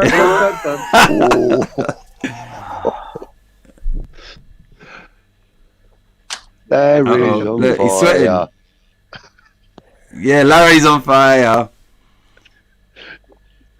Oh, Lawrence, look, the scarf came off. Look. Oh. Yeah, he must be hot. Seriously, that's a lot. That's an insane amount for that. Lawrence, man, you are one crazy guy. Oh. How you feeling, Lawrence? Not good. Not good. Nah, I'm trying. that was a lot. Man, you need to drink some milk or something. Now take a bit more, Lawrence. Hair of the dog. Let me see what the comments are saying. You're a fucker sometimes, Kieran. Poor man, Double look, he's down, in agony. double Look. down. But let's see what people are saying. Shit. And listen, anybody in the chat, that stuff is Whoa. ridiculously hot. It's not bearable hot. It's ridiculously hot. Uh-oh. Right, Hammer has said Larry's about to go as red as the thing behind him. That was before he'd even taken it, because he must know about this sauce. Thought Lawrence said £10. Harmony, tell me what you like. How you feeling, Lawrence? I've got naked. Oh, look. Harmony says I've got naked to support Lawrence. If that's any solace for you. Picture Harmony.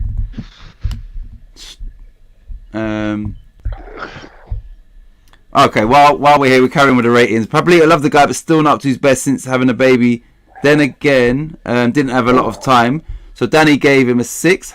Lawrence, you okay? Because that stuff affects your breathing and everything. I'm good right now. Damn.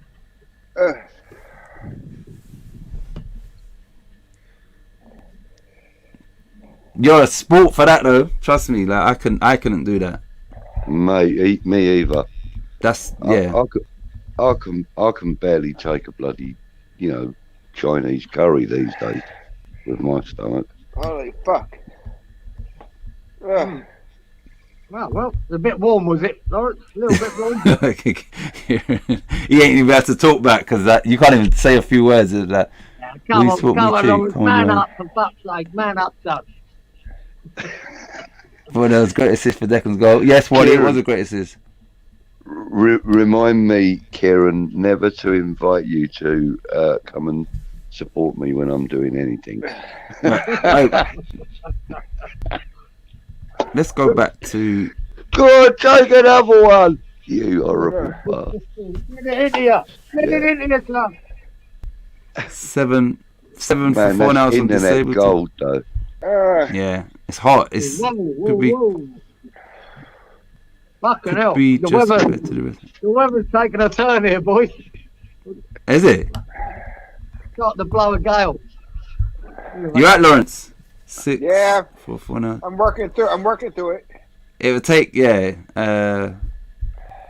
probably another 5 just to become bearable. But even then, like, damn. Oh, fuck. Respect to you, Lawrence, as well, and Wally. Obviously, Wally's probably on his knees laughing at this moment. He made it possible.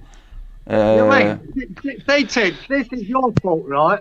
We're in this competition, and Wally might just have killed Lawrence because of it. Wow. I reckon if he dies on stream, this will be the biggest hit you'll ever get, ever. Fantastic. No, don't, Lawrence, live. Lauren, you need to get some milk or yogurt. Yeah, milk or yogurt, mate. Something creamy down your neck. That sounded so wrong. That sounded so wrong. But you know what I mean. Right, we won't be doing this for the Born in USA. There'll be no forfeit. Yes, that's why I blame Moyes today, not the players. He chooses a team and should have started as strong as possible. Frankie says, yes, tit showing man, the whole government name. Yeah, I done it with mine as well. Sorry, Wally. I don't think Wally minds though. I don't think. Yeah. Look at Kieran.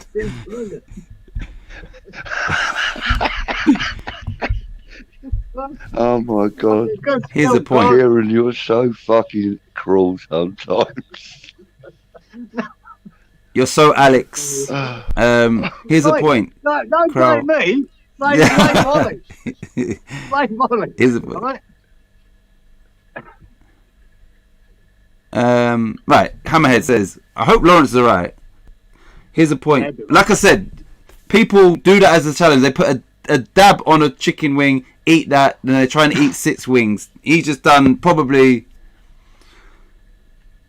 I don't know, 10 times what they would do in total. 20 wings worth, yeah.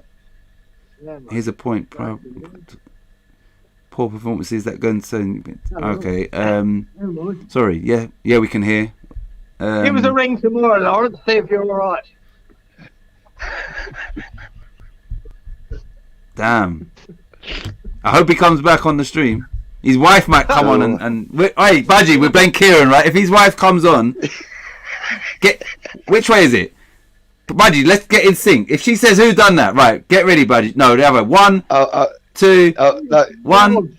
Right, right. Let's act it out. His wife comes on fuming. Who done that? Do it, Budgie. Right, let's practice that again. Ready? Look at Kieran. Who done that to my Lawrence?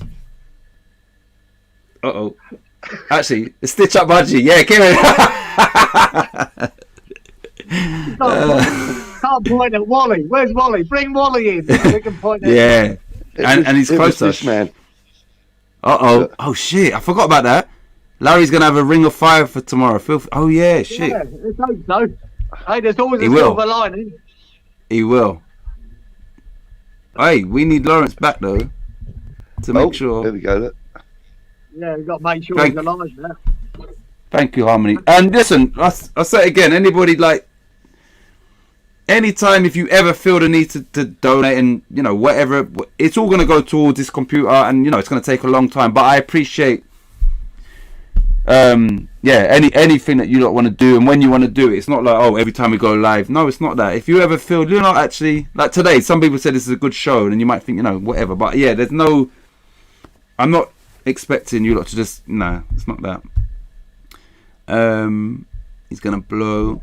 Lawrence, don't do it, Lawrence. Oh shit, we're behind. He told him not to do it. So this was 107. Oh yeah, we're way behind. Sorry, let's go.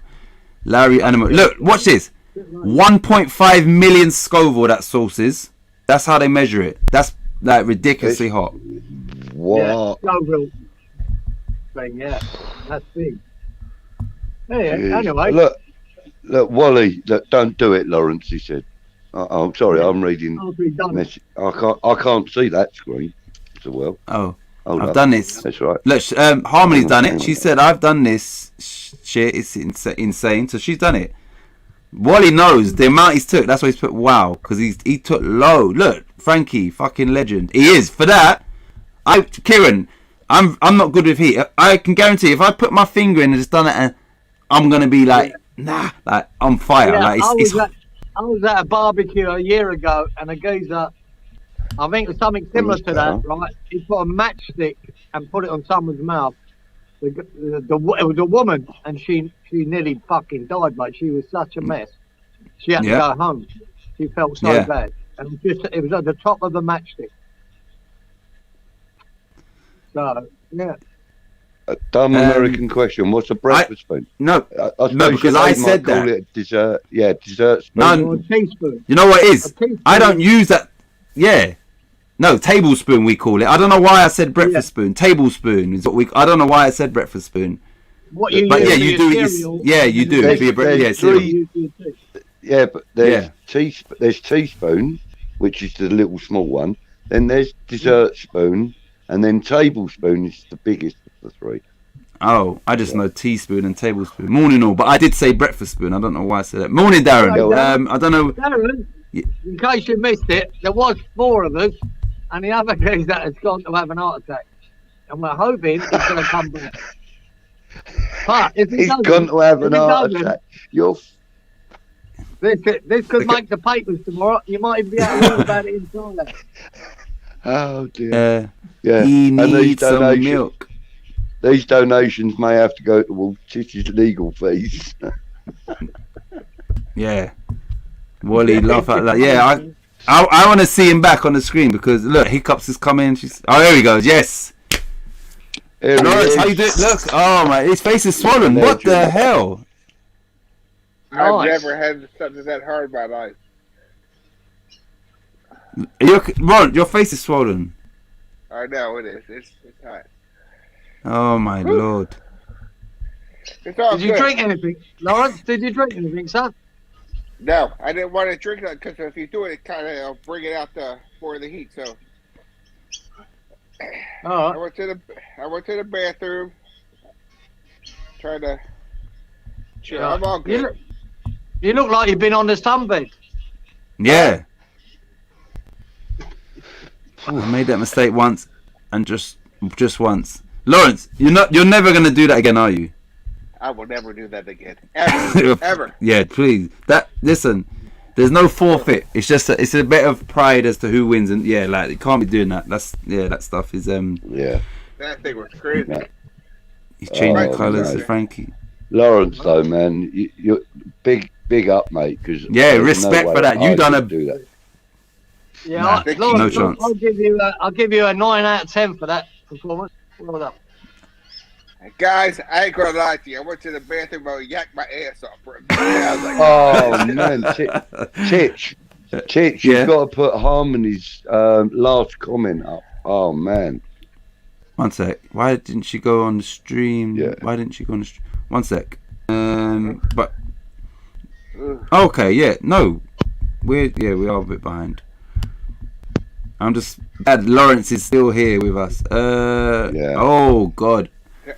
I done the one chip challenge too. A Dorito covered in blacked out and went into shock, having convulsions. Right. So Harmony, did you do the first one or the second? Have you heard of the one chip, the Paki one chip, Kieran?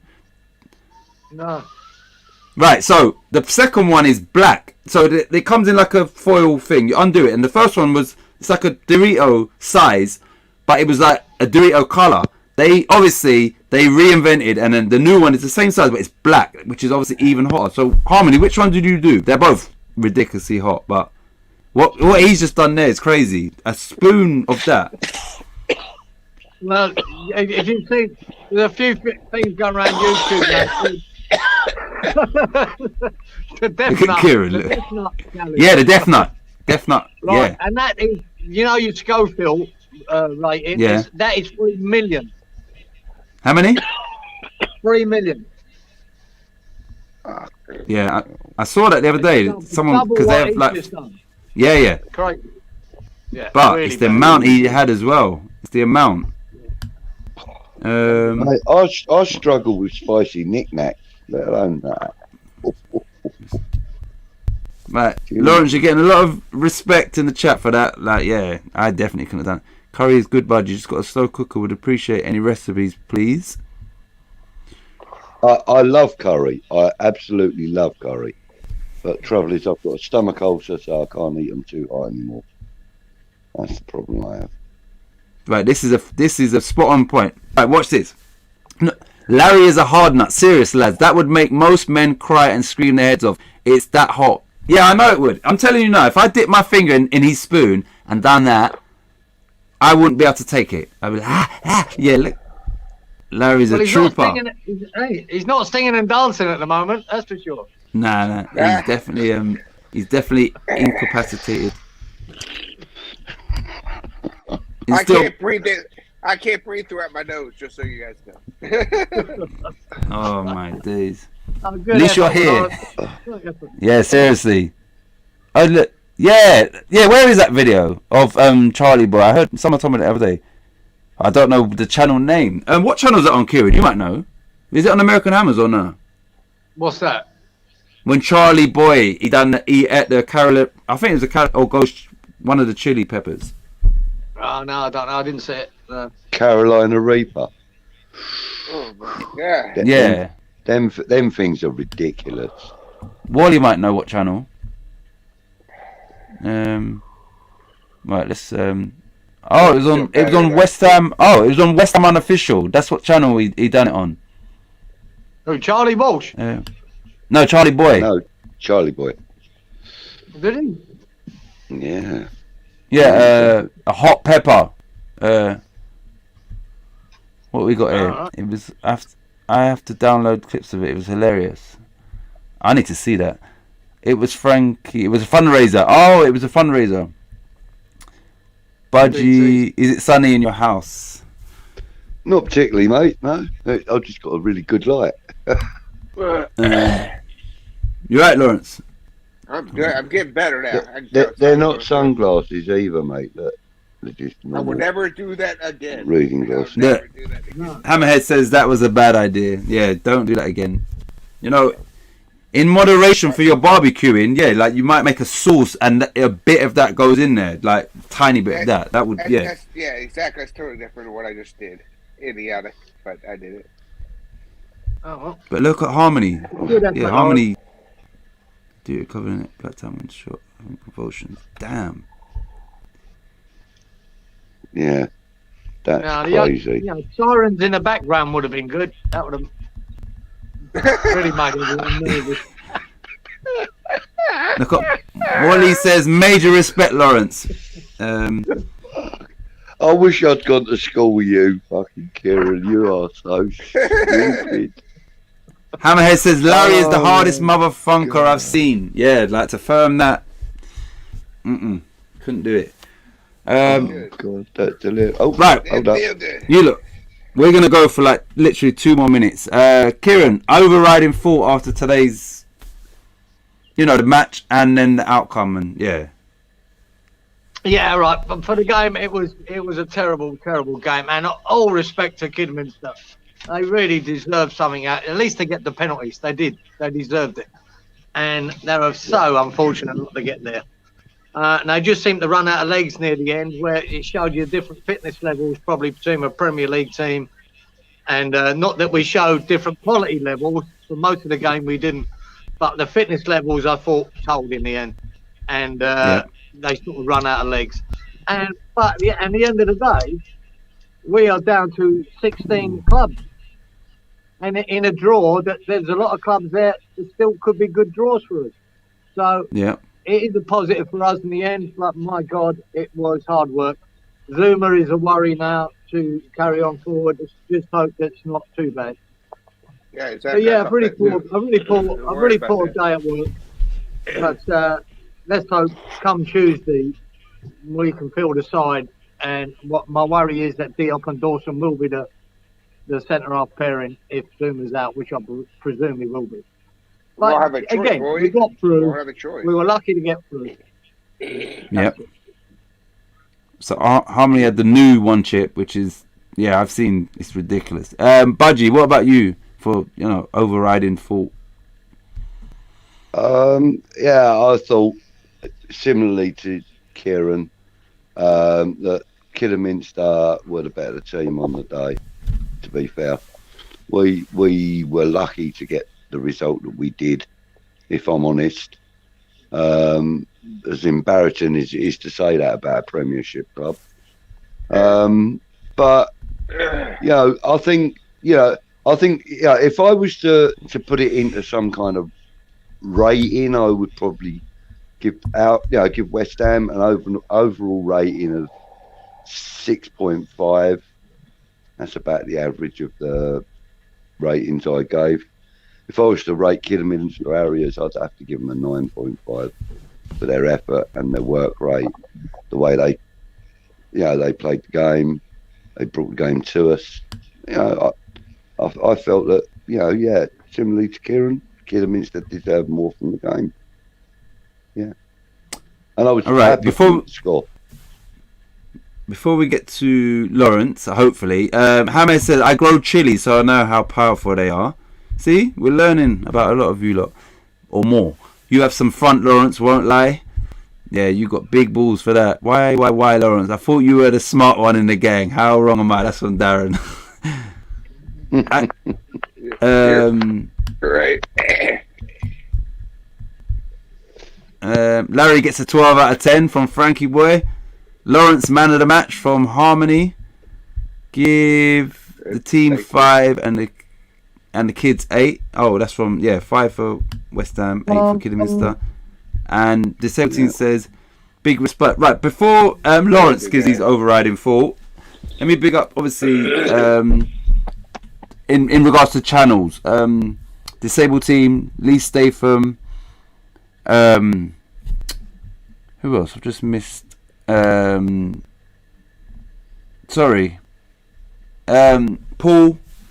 West Ham, Thailand Paul, West Ham Random, obviously Artisan, which is Kieran's son, who will be dropping some new music real soon. I will put the links in the. I don't think I've done it in all of these uploads that I've done recently or these schedules, so I will put them in. Big Mally, the Glam Calf. I hope I haven't missed anybody. But just check out those channels if you haven't already done so. There is someone. No, oh sorry, and Budgie's channel, Green Street Elite. See what I'm saying? My bad. Sorry. I will put the links in. It's late as well. So Lawrence, you only done that because you was trying to help me get someone to, donate to the fund, the computer fund. So.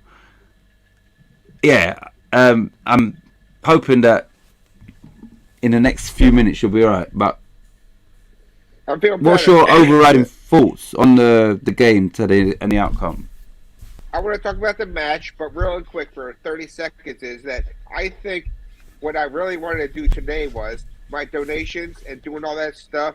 And I think this, besides the after-game prediction show, is one of the best. Titch is one of the best. And I want to promote his show so much. So this was a good ranking show to do that, but this is fun, Titch. This is great, and you were so talented, and you have such a great channel. I'm promoting this, so I'll give you my predictions, but as I can still talk, but it's all about respect to you because you're a good man, and you do a good job, and that's what it's all about.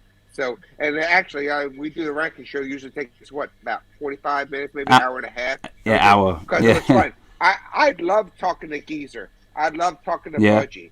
And even if I'm not on the show, in the chats, I love doing that. I love to hear their insights because Geezer teaches me stuff every day. He's a good. He's knowledgeable. So, besides that, okay. Then for the match today, I say overall we were underwhelming. I think we could have played so much better. I blame the players, but also blame boys, because I told you last night that I thought we should have started strong with our players, because it's been 2 weeks off, get the rust off, start the players besides Antonio, who's coming back from Jamaica, and doing that. That set us up for failure. And now, what scares me now is that we saw our bench and how good they are. Crowd, awful. Yamalenko, we know. Frederick, sorry, Wally. Sorry. So we have all these players out there, and these are supposed to be our benches. So if we have any depth, we don't. So I'm very scared. End of the day, going into the second half of the Premier League, I'll be happy to stay top 8 if we're lucky. Yep. Right, so we're going to end with the comments. But Lawrence, thanks for your words, and I know we have that mutual respect, and you've been one person, through all of these, some of these people that I don't really mess with and all that. Like, you've been there as a loyal sort of supporter, and I appreciate that, all of you. Right, so let's just get through this. Danny says, overall bad day at the office, lucky to get the win, and I don't think we would have won it if it went to penalties. Crosshammer, that explains the acid reflux. We're just going to get through these, you lot. Get some honey and ice cream, Lawrence. Big up Artisan from Hammerhead. Couldn't agree more, Lawrence. Cam says, top man Lawrence, much love. And I think that's it. Yes. Right, Frankie says, Larry, you're going to have the dragon arse in a couple hours. There's more to come. My eyes are burning. That's what's getting me right now. My eyes are burning. It must run through my eyeball. Yeah. Dangerous, man. But yeah, you lot, everybody, listen, thanks for tuning in. I promise you, next time the player ratings won't be that long. And yeah, I hope you lot enjoyed the show. I enjoyed it. It's been a long show, but I did enjoy it, and that's good. The thing. Time did actually fly by. Yeah, it did. Thanks for letting me come over late. Thank you for letting me come over. No, it's our pleasure. Thanks for the show, lads. Been the best show I've watched in a very long time. Haven't been able to stop laughing. Keep safe, you bunch of legends. Thanks, Hammerhead, and you've been here as always, supporting what we're doing. Like I said, I've left the Mark Martel name in it along the whole time. Please check out this guy, and his Bohemian Rhapsody cover. It's incredible. But yeah, one thing to say, you lot, before we sign out, and thank you everybody for everything. And we'll pray for Lawrence. We'll pray for Lawrence and his toilet later. Thank you. You got 2 tips there, Lawrence. Never shove your granny when she's shaving, and leave the hot sauce alone. And you can't go wrong. Not go wrong. Good advice, Geezer. No but problem. Yeah, you lot, we sign out. We know how to sign out, and it's Watford. Next game is Watford. Yeah. Right, let's do it. Come on, you Irons. Come on, you Irons. Come on, you Irons. Thank you, everybody. Thank you. Is that Like West Ham Dutchman, you don't want to see the gang vex, man. Pull up in 2-litre dingers and press that. Selling black, going ham in West like Declan Rice. Doing like popcorn, everything nice. Whoa.